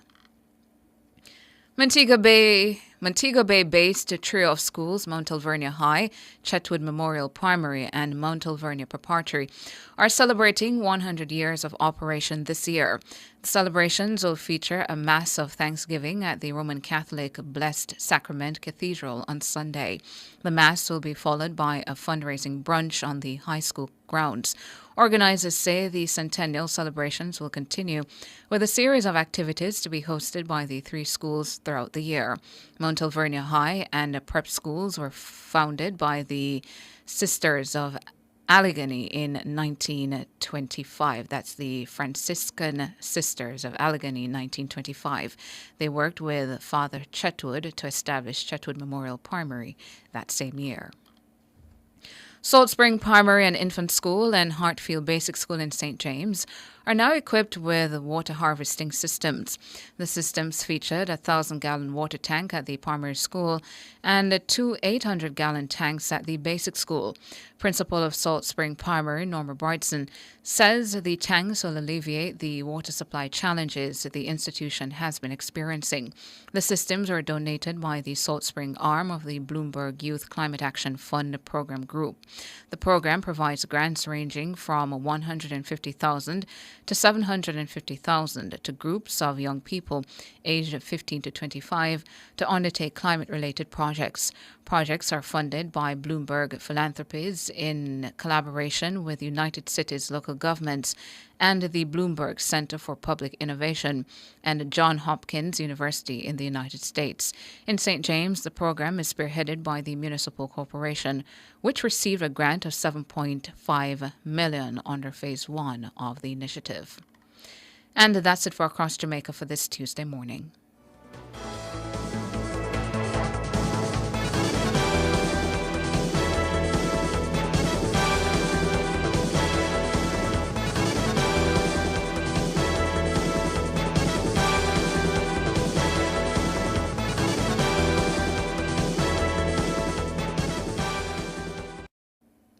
This is a public service announcement from Guardian General Insurance Jamaica Limited. Guardian General Insurance Jamaica Limited wishes to advise our valued customers and the public that our Kingston office located at 19 Dominica Drive, Kingston 5, remains closed. Customers may visit us at Guardian Life's head office located at 12 Trafalgar Road, Kingston 5. Contact us via telephone at 876-926-3720 or utilize our online facilities via myguardiangroup.com to transact business. We remain committed to serving you and apologize for any inconvenience this temporary closure may cause. That was a public service announcement from Guardian General Insurance Jamaica Limited. If them a hide and a bribe, you know we not sleep. Extortion them want, you know that not key. Fight against corruption, turn up the heat. Load up the kickback and fraud when you see. Anti-corruption, join in the fight. Let's come together and make this right. When you see wrong, you feel open your mouth. Now there's a new avenue for speak out. We need a reduction.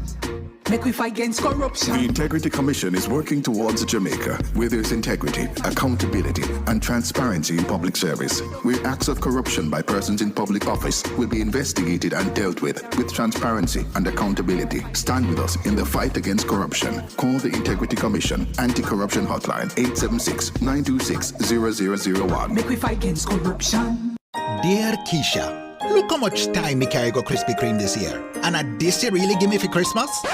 Sax can yam? It's better you did get me some Krispy Kreme holiday treats. Delicious Christmas donuts like Santa Bailey, Holiday Tree, glazed sorrel filled and gift wrap with a refreshing sorrel chiller if you wash it down. Now that is festive. Shame on you, Keisha. Me I watch you, Byron. Visit any location to get the perfect holiday treat and enjoy the holidays with Krispy Kreme. Get ready for a day of inspiration and innovation at UCC BDCI's Conversations for Greatness. Join us on January 23 at 10 a.m. at UCC, 17 Worthington Avenue in Kingston for an exciting and informative day of activities. Connect with industry leaders like Michael Andre Collins, join interactive workshops, and witness a live pitch competition that could transform business ideas into reality. Don't wait. Visit www.bdci.co to register now. Conversations for Greatness, where great minds meet and future leaders are made.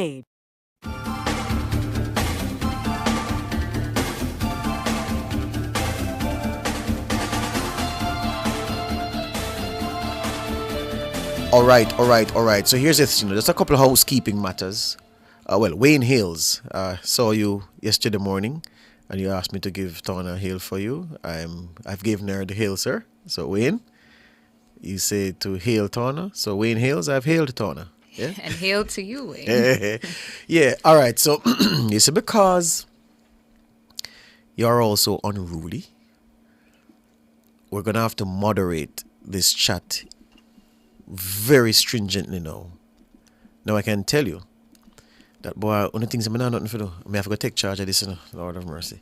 So I'm gonna have to spend most of my days now watching the chats like a hawk. This one and Cliff Hughes Online to ensure that those who will disgrace themselves by speaking nasty things about people don't ever get the chance to come back here. So I've been warning people, and giving people some timeouts, but I'll crack down now. If you can't banter and debate robustly, and I'm not saying you should be a waif, and if somebody drop a hot word upon you in a decent way, because hot word can be decent, that you can't respond, of course I'm not going to trouble you with that. Robust banter is welcome. But this nasty thing, talking about women certain kind of ways, talking about men certain kind of ways, calling people thief and all this, you could make 63,000 fake handles and come with that, I go and block 63,001 of them. Alright? So I'm just making that clear. I'd rather 10 people on the chat bantering among themselves, robustly debating, than have thousands of you over here talking nasty things about each other. So I'm not warning you anymore. We're going to act. And which is why I tell people, the comments that some of you make don't bother me, because I can always block you. So I don't get worked up over what you say. There's no reason why you have a difference of opinion with somebody and you disintegrate into calling people names and talking about people body parts and talking about women disgracefully with out of self and claim some are big people, which is why I said it very early when I came back here, that this hiding behind handle is one of the worst features of social media. You know my name is George Davis, and you know where I work, you know where I look like. That handcuffs me into not being able to say certain things and behave a certain way. I have to carry myself decently and with decency, because you know what I look like, you know where I am. So you make up false handle and hide behind it now and feel like that you're a coward because you're not putting your name and face out there. Your colleagues don't know you speak this way. Your woman don't know you speak this way. Your picnic don't know you speak this way. The people who you work for or work with or who work for you or with you don't know you speak that way. And some of you are the worst cretins on the face of this earth, because you just keep making multiple of these handles and talking nasty things about people. Do you look at yourself in the mirror backwards? Come on, man. So, yeah, man, me not want nobody again. As me say, if a one person now get tired for black uno, I me. I go and black uno with glee, with relish. keep the conversation in the chat. Whether you're Labourite, you're PNP, you support whichever party you don't support, non-robust discussion, welcome. Me like say the banter, the cut and thrust. But the moment you get nasty, you're out. All right? So, let me tell you this. It's going to happen. I mean, you want to take some call, but we have to use too much of the time to talk about that. Yeah? We can? Okay, Jermaine says we can. 630-9371, 9372, 9373, 9374, 618-8255. And in the chat, if I miss anything, just call them out to me. And I'll go back and see what was posted and them out. So I'm going to ask each one of you I'm enlisting your support. Yeah? To police as they the did for me last week. Yeah, man. Thank you to all of the YouTubers who pointed out that other YouTuber who was in the chat, called me some unfortunate names. We're able to identify that person. Yeah, so man. Thank you so much. Yeah, man. Yeah. You say you're a big man or a big woman and you hide behind name and call people and you feel what I don't understand it. Yeah? Anyway, Country is on the phone. Good morning, Country. Yeah, morning, Tom. Morning to you. Yeah, I'm a pilot for garbage at the Market Street at Ocho Ocho Market Street. Yeah, from last year. I'm not clean up. From last year? Yeah, not clean up. Like Christmas last year or earlier than that? From Christmas last year. Which give me a more precise area on Market Street, that's the problem. Or the whole of Market Street? Right, they're right in front of the Master Mac building. Right in front of the Master Mac building. We have to call the mayor, man. What's happening there? Coming from the station coming up. I know exactly what you're talking. Yeah. So since late last year? Yeah, but another problem with this thing is, it just come in the last year and the people in Black Carpet want to the herbs near that too. They do what? No, I took the herbs near that too. He get them Black Carpet too. What? Like they deliberately don't want the garbage collectors to pick up the garbage or... Right, because they put star and I want to go to the place now. So and that the problem, he did that problem too. So the entrance that the garbage truck would use to enter the area to collect the garbage, there are no stalls there. Yeah, but it open right now still. But from Christmas then come back and clean up it. All right, we're calling on the authorities. Mayor Bell Navis, it's your town. It's your town, sir. If this is so, well, we'll ask you to just look into it. The caller is saying that the garbage situation on Market Street in Ochi, bad. I mean, the garbage situation in no town in Jamaica should be bad. There should be no garbage pileup. So, Mayor, we're calling your attention to this, and if there's a problem, we urge you to act with alacrity. Thank you this morning, countryman. Yeah, man. Yeah, man. Yeah, man. Yeah. I just speak with the people in where you call them no integrity or Jama whatever name and Tiraman Road. We don't get them come talking about the PNP nation last year, but if you get them come, you go from Mr. I mean, the way you want me to say that. You're a sensible man, you know. You're a sensible man. You can read the play. You can play domino, don't? Yeah, me say if you can play domino, you can play domino, don't? Yeah. You can read domino game, not true? The way you ask me, say. All right, sir. Respect. Yeah, man. It's a king. Fergie, morning. Yeah, this Fergie from G Spring. I always try to use I'm not hiding, right? Yes, man. I'm glad to. I heard you you're taking a stand this morning about some of the people who have been very abusive to other people who don't agree with them and so on. And I like your principle, you know? Yes, man. They must make the thing, people, you know, when I listen sometimes 9 out of 10 people who call, they push some serious political agenda and they try to make the station look as if it's a one-sided thing. They don't give other people a chance, you know?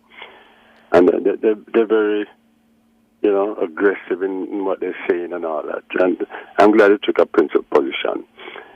So all the best to your station, man, and you're up to Tana, one of my favorite operator personality. I'm listening to you, All right. Fergie. Good morning to you as well.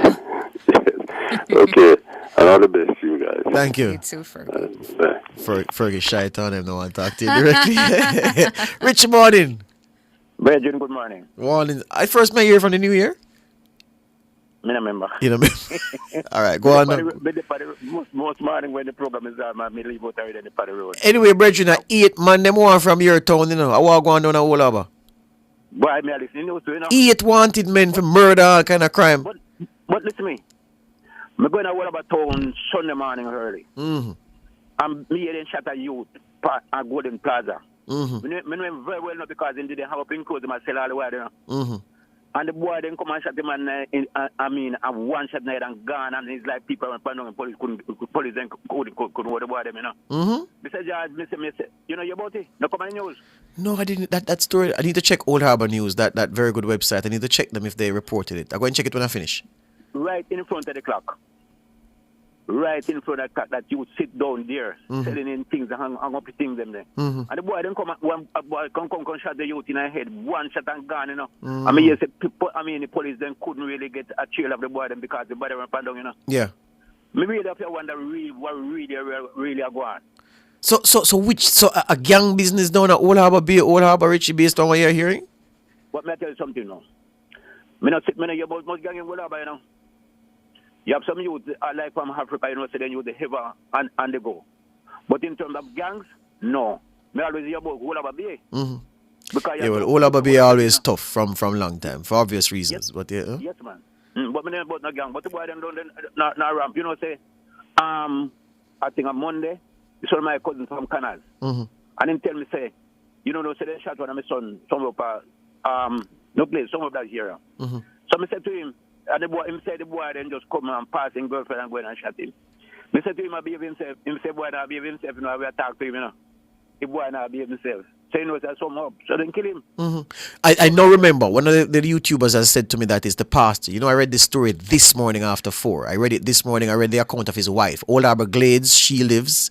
And they went there. She said she was a bad woman back in the time, and he was a bad man from Gordon Pen, a Don. But he had reformed since 2021. He was shot in the face, recovered, and he was doing ministering now, and he had a stall. He went back to the stall after 5, and they shot him. So, yes, I remember the story now. That is the one in front of the shop. Yeah, man, that's the one you spot. Yeah, that's the one, yeah. Yeah, man. There's somebody I know very well. Let me tell you, not to talk to, but couldn't have to walk past him. Yeah. Always on yellow and say, juggler. Yeah. But Old Harbor getting, I don't like Old Harbor in the news for these things in the Richie. We're not used to them something here. Then what happened over here, brother? We're not used to them thing there. 8 wanted men in St. Catherine South, and all of them come from between Old Harbor and Old Harbor Bay. Something right there, so. Anyway. Anyway, you know what I'm talking about? Quick point, yeah, man, before we go. Yes. These people that you say you're going to block, you need to block them. Remember one man called the Nationwide Radio a incubator of the JLP? Mm-hmm. You understand me saying? Mm-hmm. Those people that you're talking about, if they can't come clean, come good, block them, get them out of the way. All right, the sir. policy needs to be clean. All right, All sir. right? Thank you this morning, Richie. Good. You're welcome. Bye-bye. Yeah.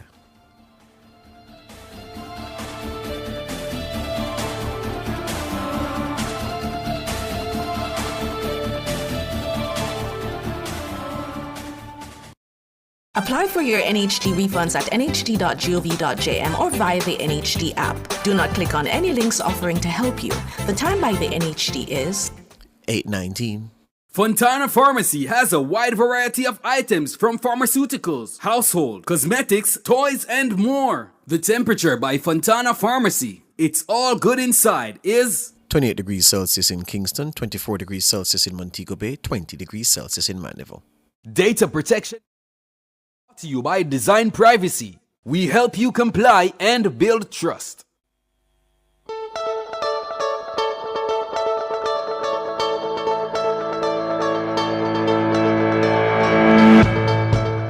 Welcome to Data Protection Matters, powered by Design Privacy. I'm Chuko Emeka Cameron, and today we're tackling a topic that could make or break trust in your business. How to assess risks to data subjects effectively. This may sound daunting. Not to worry, by the end of this episode, you'll see how understanding and managing privacy risks can become a practical, impactful strategy to safeguard trust, ensure compliance, and unlock opportunities in today's data-driven world. Before we dive into today's discussion, let's take a quick moment to recap what we covered in last week's show. We looked at mapping your data processing activities. We talked about the challenges organizations face, such as data silos, lack of clarity around personal data, and compliance measures. These, we understood, make mapping data processing activities feel like navigating a maze without a map. We also highlighted the opportunities. We looked at mapping your data lays the groundwork for compliance, operational efficiency, and building trust with stakeholders. If you would recall, we shared a framework that simplified the task. The first thing was to identify data processing activities and personal data items. And you needed to work with all departments to list every business process involving personal data, like, for example, recruitment, marketing, and payroll. The next thing was to define purpose, scope, and context. You are to document why data is processed, the types and volumes involved, and under what conditions. Then you are to identify physical or digital assets. Map out all assets that store, share, or delete personal data from servers and laptops to cloud platforms. I encourage you to revisit last week's episode if you are feeling overwhelmed by data mapping. Now, let's set the stage with why this topic matters so much. Privacy risks aren't abstract. They are real, and they can have life-changing consequences. Just 5 days ago, the Gleaner reported a shocking discovery. At the former Sissoko building, now reportedly occupied by street people, at least 6 station diaries were found abandoned. These weren't ordinary records. They contained sensitive data, including details of minors. Some of these diaries dated back to 2015 to 17, and they were left exposed for anyone to pursue. Think about that for a moment. This isn't just about misplaced files. It's about the very real consequences of negligence. Minors' personal information, likely including deeply sensitive and private details, was left in the public domain. This exposure could haunt those children for life, affecting their opportunities and safety. Here's a takeaway. Contrary to popular belief, the Data Protection Act isn't just about protecting information, far from. It's about safeguarding citizens like those children against abuse and negligence by third parties who process their data. Every data controller needs to understand this. When you process personal data, you are exposing your clients, employees, or citizens to potential risks. You are morally and legally obligated to protect them from harm. And if moral suasion doesn't work, the law now requires you to act. By March 31, 2025, all organizations must file a data protection impact assessment. This example makes one thing abundantly clear. Privacy risks aren't just theoretical. They have real, life-altering consequences. And yet, interestingly, the survey that we conducted reflected that many organizations still face significant challenges. 75% of respondents reported being only somewhat familiar, while 25% admitted that they are not familiar at all with the steps involved in conducting a data protection impact assessment. Another 37.5% struggle with preparing comprehensive DPIA reports. We have started to see an interesting trend, however. Organizations that embrace a structural approach to privacy risk management not only overcome these hurdles, but also are appearing to gain some type of competitive advantage. So why is assessing risk to data subjects so challenging? The big elephant in the room is understanding what a privacy risk is. Persons automatically think about the risk to IT systems or data and information that should otherwise remain confidential becoming public knowledge and thinking this is a strictly IT issue. The diaries being left at Sissoko did not have anything to do with IT. This challenge is real, but there's light at the end of the tunnel. Let me tell you how one organization did it that we helped at least 3 years ago. This was a mid-sized company hit by a data breach. They didn't have a clear process for identifying privacy risks, and they weren't prioritizing high-risk data. It was really chaotic. But here's where the story took a turn. With our help, they were able to map their data to specific risks, applied targeted treatments like encryption and role-based access controls, establish clear accountability measures such as compliance reporting. The result, they transformed from a reactive organization to position themselves as a privacy leader in their industry. Our challenge is how can we replicate their success? The guide we are discussing today outlined 3 clear steps. 1.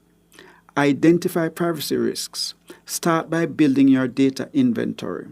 For each item, ask yourself, what could go wrong? Think identity theft, unauthorized profiling, or even emotional harm. Here's a pro tip. Use a table to link data items to their associated risks. Visualizing the connections makes prioritization easier. 2. Map data to risk treatments. Now, address those risks. For example, you can encrypt sensitive data, use role-based access to limit who can see what, and ensure transparency through clear privacy notices. Step 3. Monitor and evolve privacy risks. Don't stand still, and neither should your approach. Conduct regular audits, update retention policies, and stress test your breach response plans. Here's a tip. Automation tools can save time and reduce human error. Our survey reflected that 100% of respondents are open to exploring these tools. The question is, are you? Let's address a common misconception. Privacy risk assessments are only for high-risk activities. The reality is, every organization must assess privacy risks. Even seemingly harmless data, like email addresses, can cause harm if mishandled. What's the key takeaway? Risk management is dynamic, not static. It's a mindset shift that's already changing the privacy landscape. Let's recap what we have learned today. The challenges. Major challenges: understanding what privacy risks are. What are the opportunities? When you proactively manage privacy risks, you protect individuals, build trust, and streamline operations. Here's the simple framework. First, identify risks, map treatments, and monitor continuously. Thanks for joining us today. Don't forget our next webinar, which is Learning to Complete Your DPIA with Confidence, which is happening next Thursday at 3 p.m. Head to designprivacy.io now to register. Based on the demand and incredible feedback from last week, we expect another full house, so do not wait. And let at all times be mindful that March 31 is fast approaching and there's a lot of work to be done. See you on Thursday.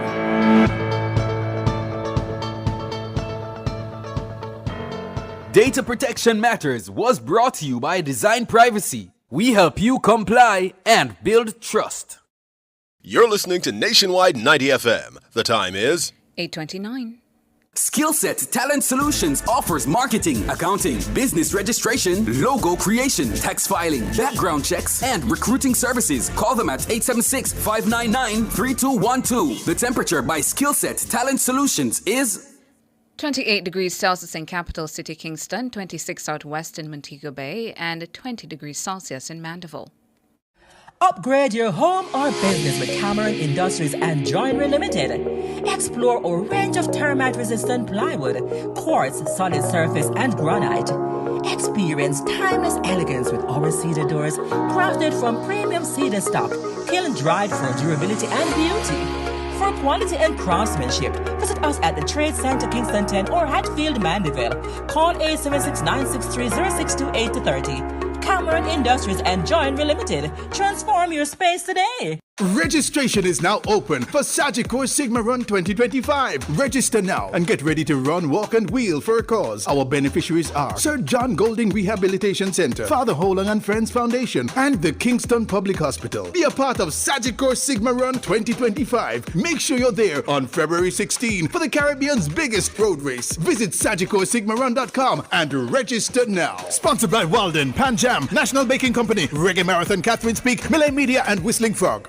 Are you equipped to protect your organization from financial crime? The University of the Commonwealth Caribbean, in partnership with the Anti-Money Laundering and Financial Crimes Institute, is offering internationally recognized certifications in anti-money laundering, improved compliance with certifications in FCPA, fraud risk management, countering the financing of terrorism, and more. Visit www.ucc.edu.jm or call 876-906-3214 for more information.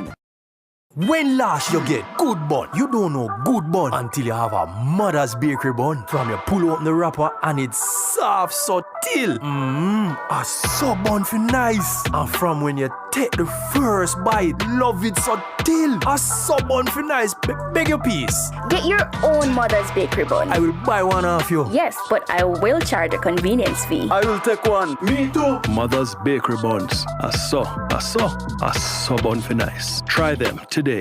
A Healthier You is brought to you by Express Fitness. Your goal or mission, Horton's Pharmacy, a family tradition of dispensing and caring for 100 years. And Pharma Cold and Flu, distributed by Massey Distribution.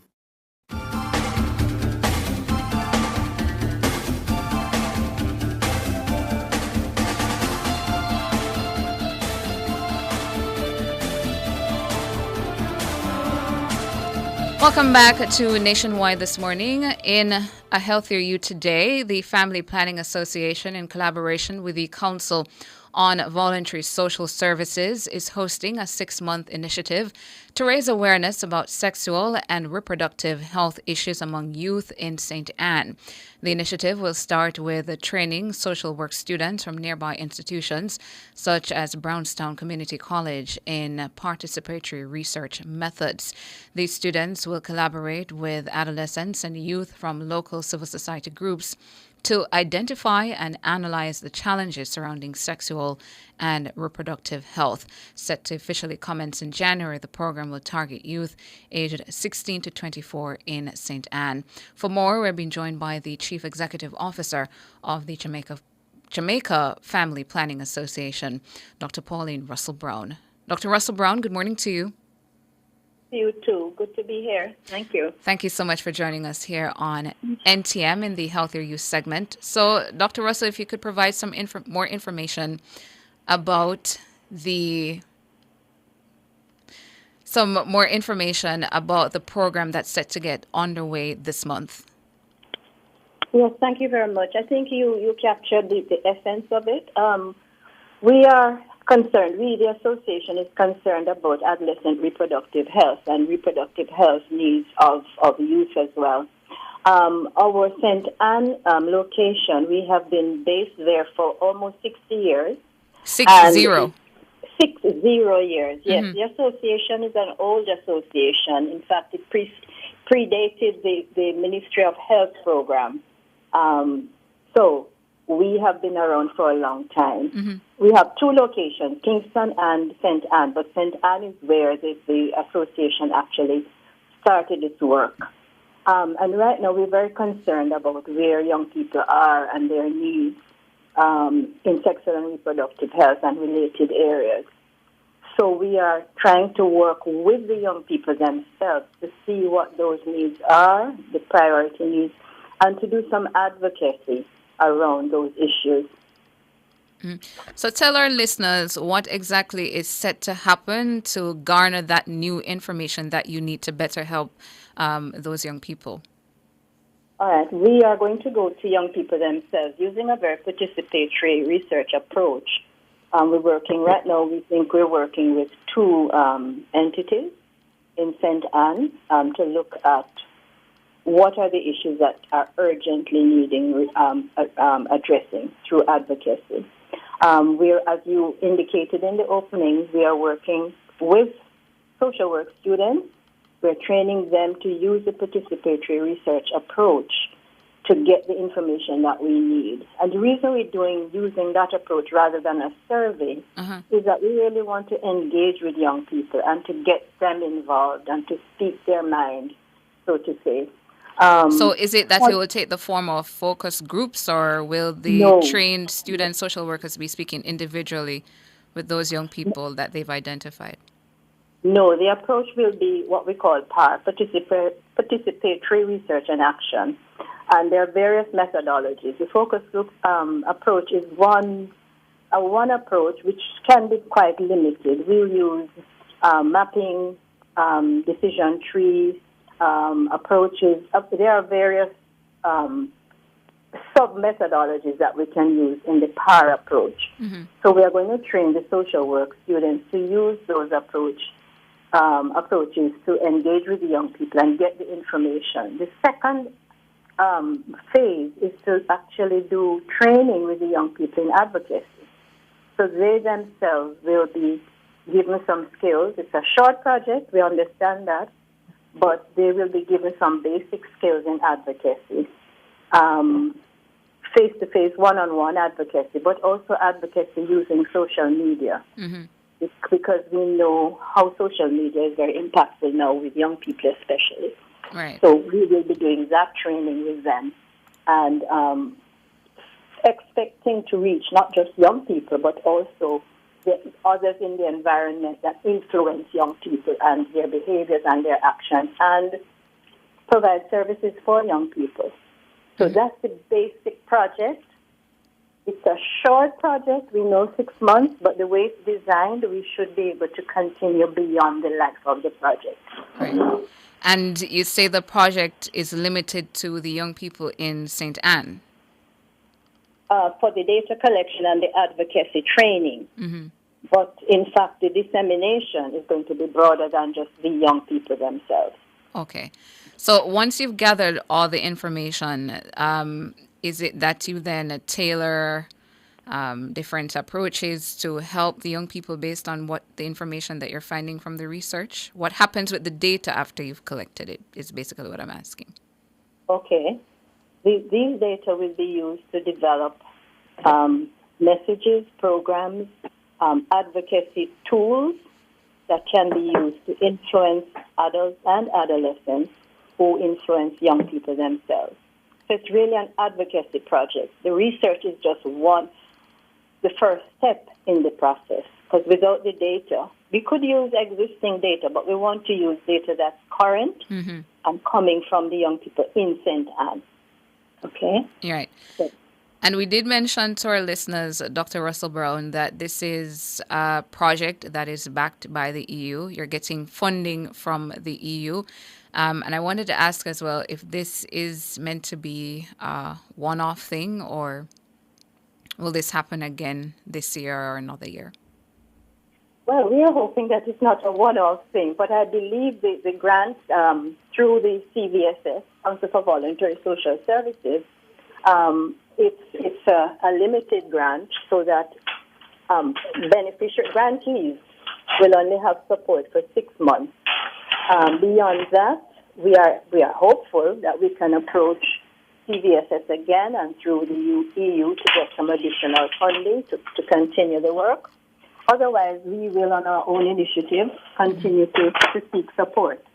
And as I said, some of the outputs from the project, that the advocacy tools can be used, continue to be used over time. Is it that you have already recruited those students who will be assisting in the program, or persons who are interested out there in St. Anne attending certain institutions? Can they still sign up to be a part of it? No, we have recruited through the Brownstown Community College, and we have identified the individuals. The person on the ground for us in St. Anne has already started the training. And so we're not asking people to volunteer for that aspect of the work. Anything else you want to tell us about the project? That information that persons out there in St. Anne, young people might need ahead of the start date? Okay, what I would say is look out for some of the advocacy tools that we will be using and approaches that we'll be using.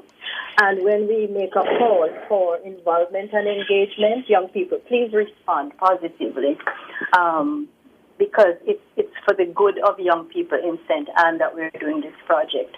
Because we're really concerned that there are so many gaps in service delivery, in not just in the clinical service delivery, but the informational service delivery. Many young people don't have adequate or accurate information about some basic sexual and reproductive health issues, and we are hoping to address some of those through this project. Finally, Dr. Russell Brown, before we let you go, you are the CEO at the Jamaica Family Planning Association. For persons listening out there, if you could tell us about the work that you do. Okay, the association, as I said, is not a young association. We are almost 70 years old. We operate 2 clinics, one in St. Anne's Bay, the Best Jacobs Clinic, and one in downtown Kingston on East Street, the Lenworth Jacobs Clinic. We offer clinical services, family planning, antenatal, postnatal, child health, so we do immunizations, etc. We do paternity testing. We offer cancer screening for women, so we do pap smears.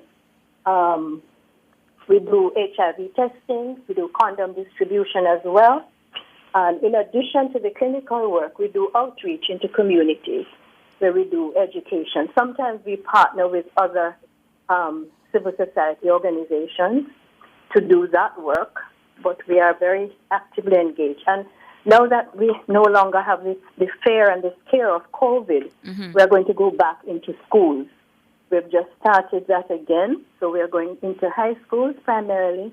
We've started that work in the Kingston area, and we want to expand to the St. Anne area. I should say some of this work is done through the youth advocacy movement, which is our youth arm.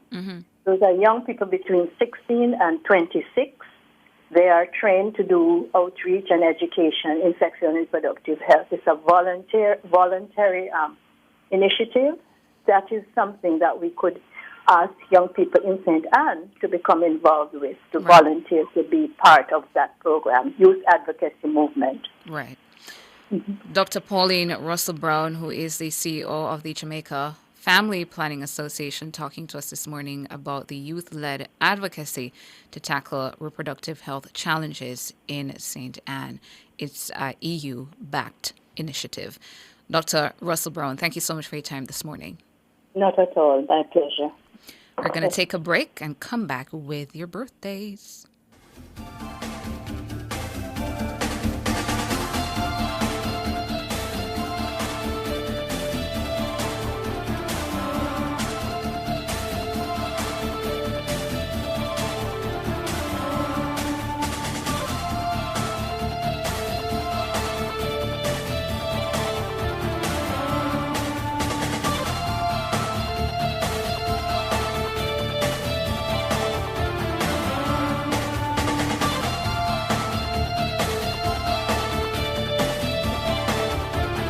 Healthier You was brought to you by Express Fitness. Your goal or mission, Horton's Pharmacy, a family tradition of dispensing and caring for 100 years. And Pharma Cold and Flu, distributed by Massey Distribution. You're listening to Nationwide 90 FM. The time is 8:44. The Birthday Club is brought to you by Burger King, the best tasting burger under the sun.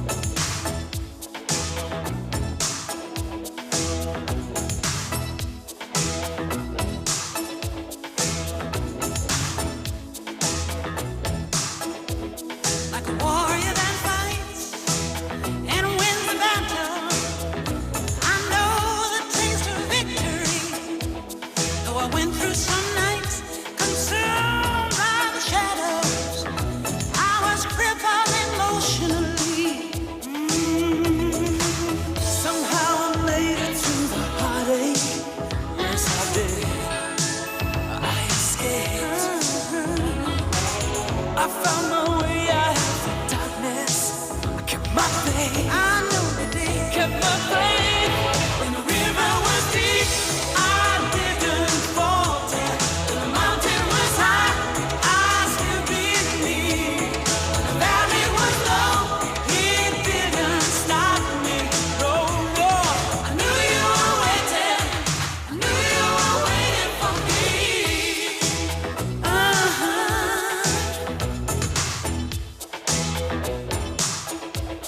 With an endless desire, I kept on searching. Sure in time my eyes would meet. Like the bridge is on fire, the haze over. One touch and set me free. No, I don't regret a single moment.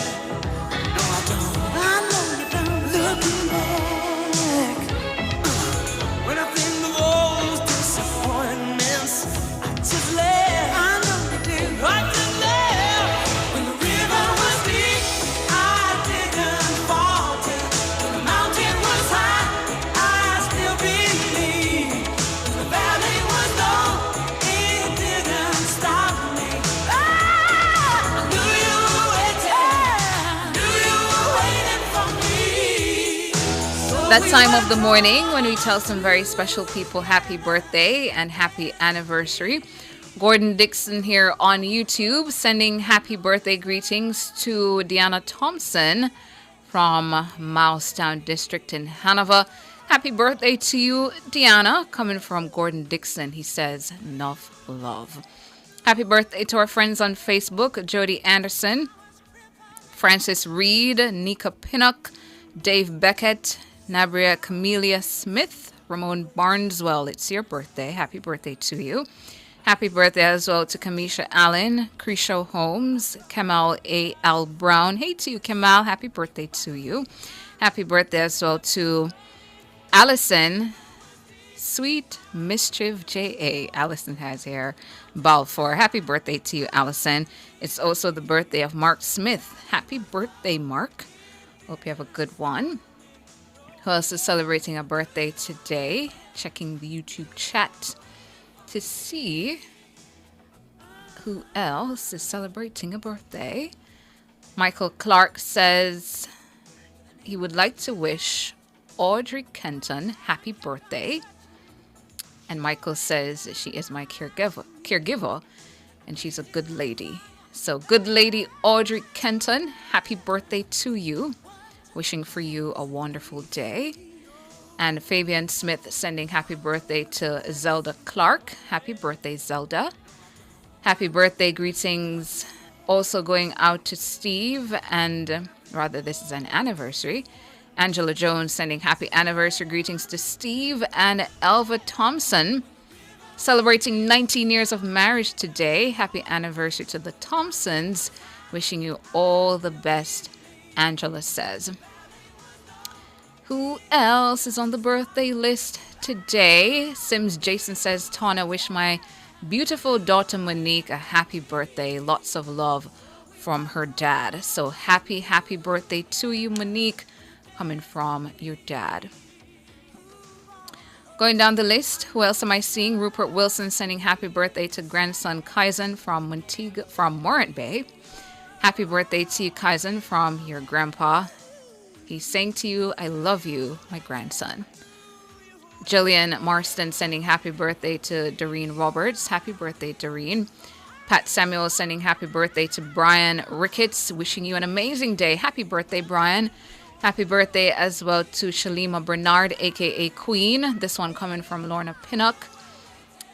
Yeah, so happy birthday to you. I have another birthday here, a special birthday. This one says, please wish beautiful Ryan Dixon a happy birthday today from Auntie Barbara. So happy birthday to you, Ryan. And Auntie Barbara is saying to you, God bless her always. So happy birthday. Are those all the birthdays now? Seems so. So if you're celebrating your birthday today, happy birthday to you. If it's your anniversary, happy anniversary to you as well.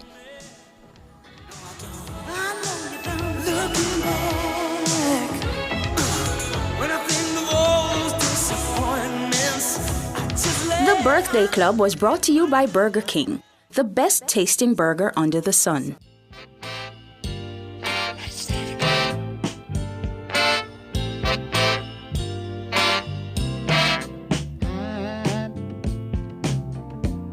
I'm so in love with you. Whatever you want to do is all right with me. 'Cause you make me feel so brand new.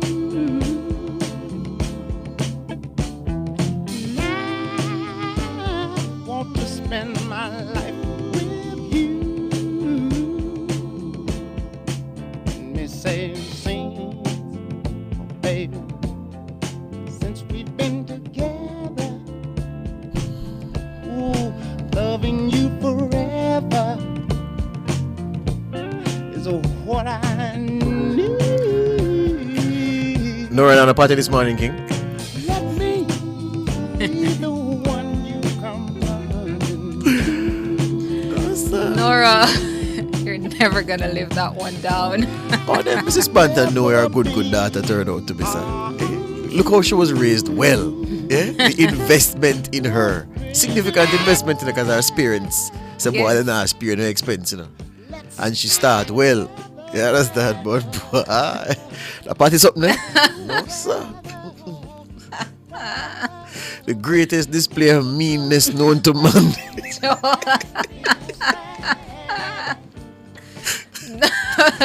Nora, were you able to defend yourself on air? She come over there one time and chat about a bumbo jumbo. People don't know how to work with her. They say, Nora, you need more people to believe you. Yes, sir? No, sir. So your folks them never believe you, No, sis? them never give you any They strength. didn't give you any strength. No, sir. George, they say you're not telling the No, truth. man. Say, our mother, Mrs. Banton, wherever you are this morning, good morning to you, ma'am. We hear a lot of good things about you, but I tell you the truth about Nora. But boy, I mean, as a good parent, you know, deafen your ears to the facts, boy. You know, something happened, Mrs. Banton. Where we don't know where something go left, but boy, you need to sit her down and talk to her. Tell her about the importance of sharing. You understand? Gonna get in a final birthday before we go. Gregory Barrett sending happy birthday greetings. He says to my son Asaf Barrett, from your dad Gregory, blessed earth, strong to you, Asaf. So happy birthday. All right, time to go. Nora waiting in the wings. That's about it for the show. Thank you so much for tuning in to Nationwide this morning, NTM. Thanks so much to our technical operator Jermaine King, our super producer Michelle McCrae Smith, our super editor Kimon Thompson. Up next, the Consumer Hour with Norgay Banton, and at 10, Cliff Hughes Online. I'm Tana. Right now, I feel like if Nora get old, if you give me an argument. No, you're extreme. Good morning. You've just heard Nationwide this morning on Nation.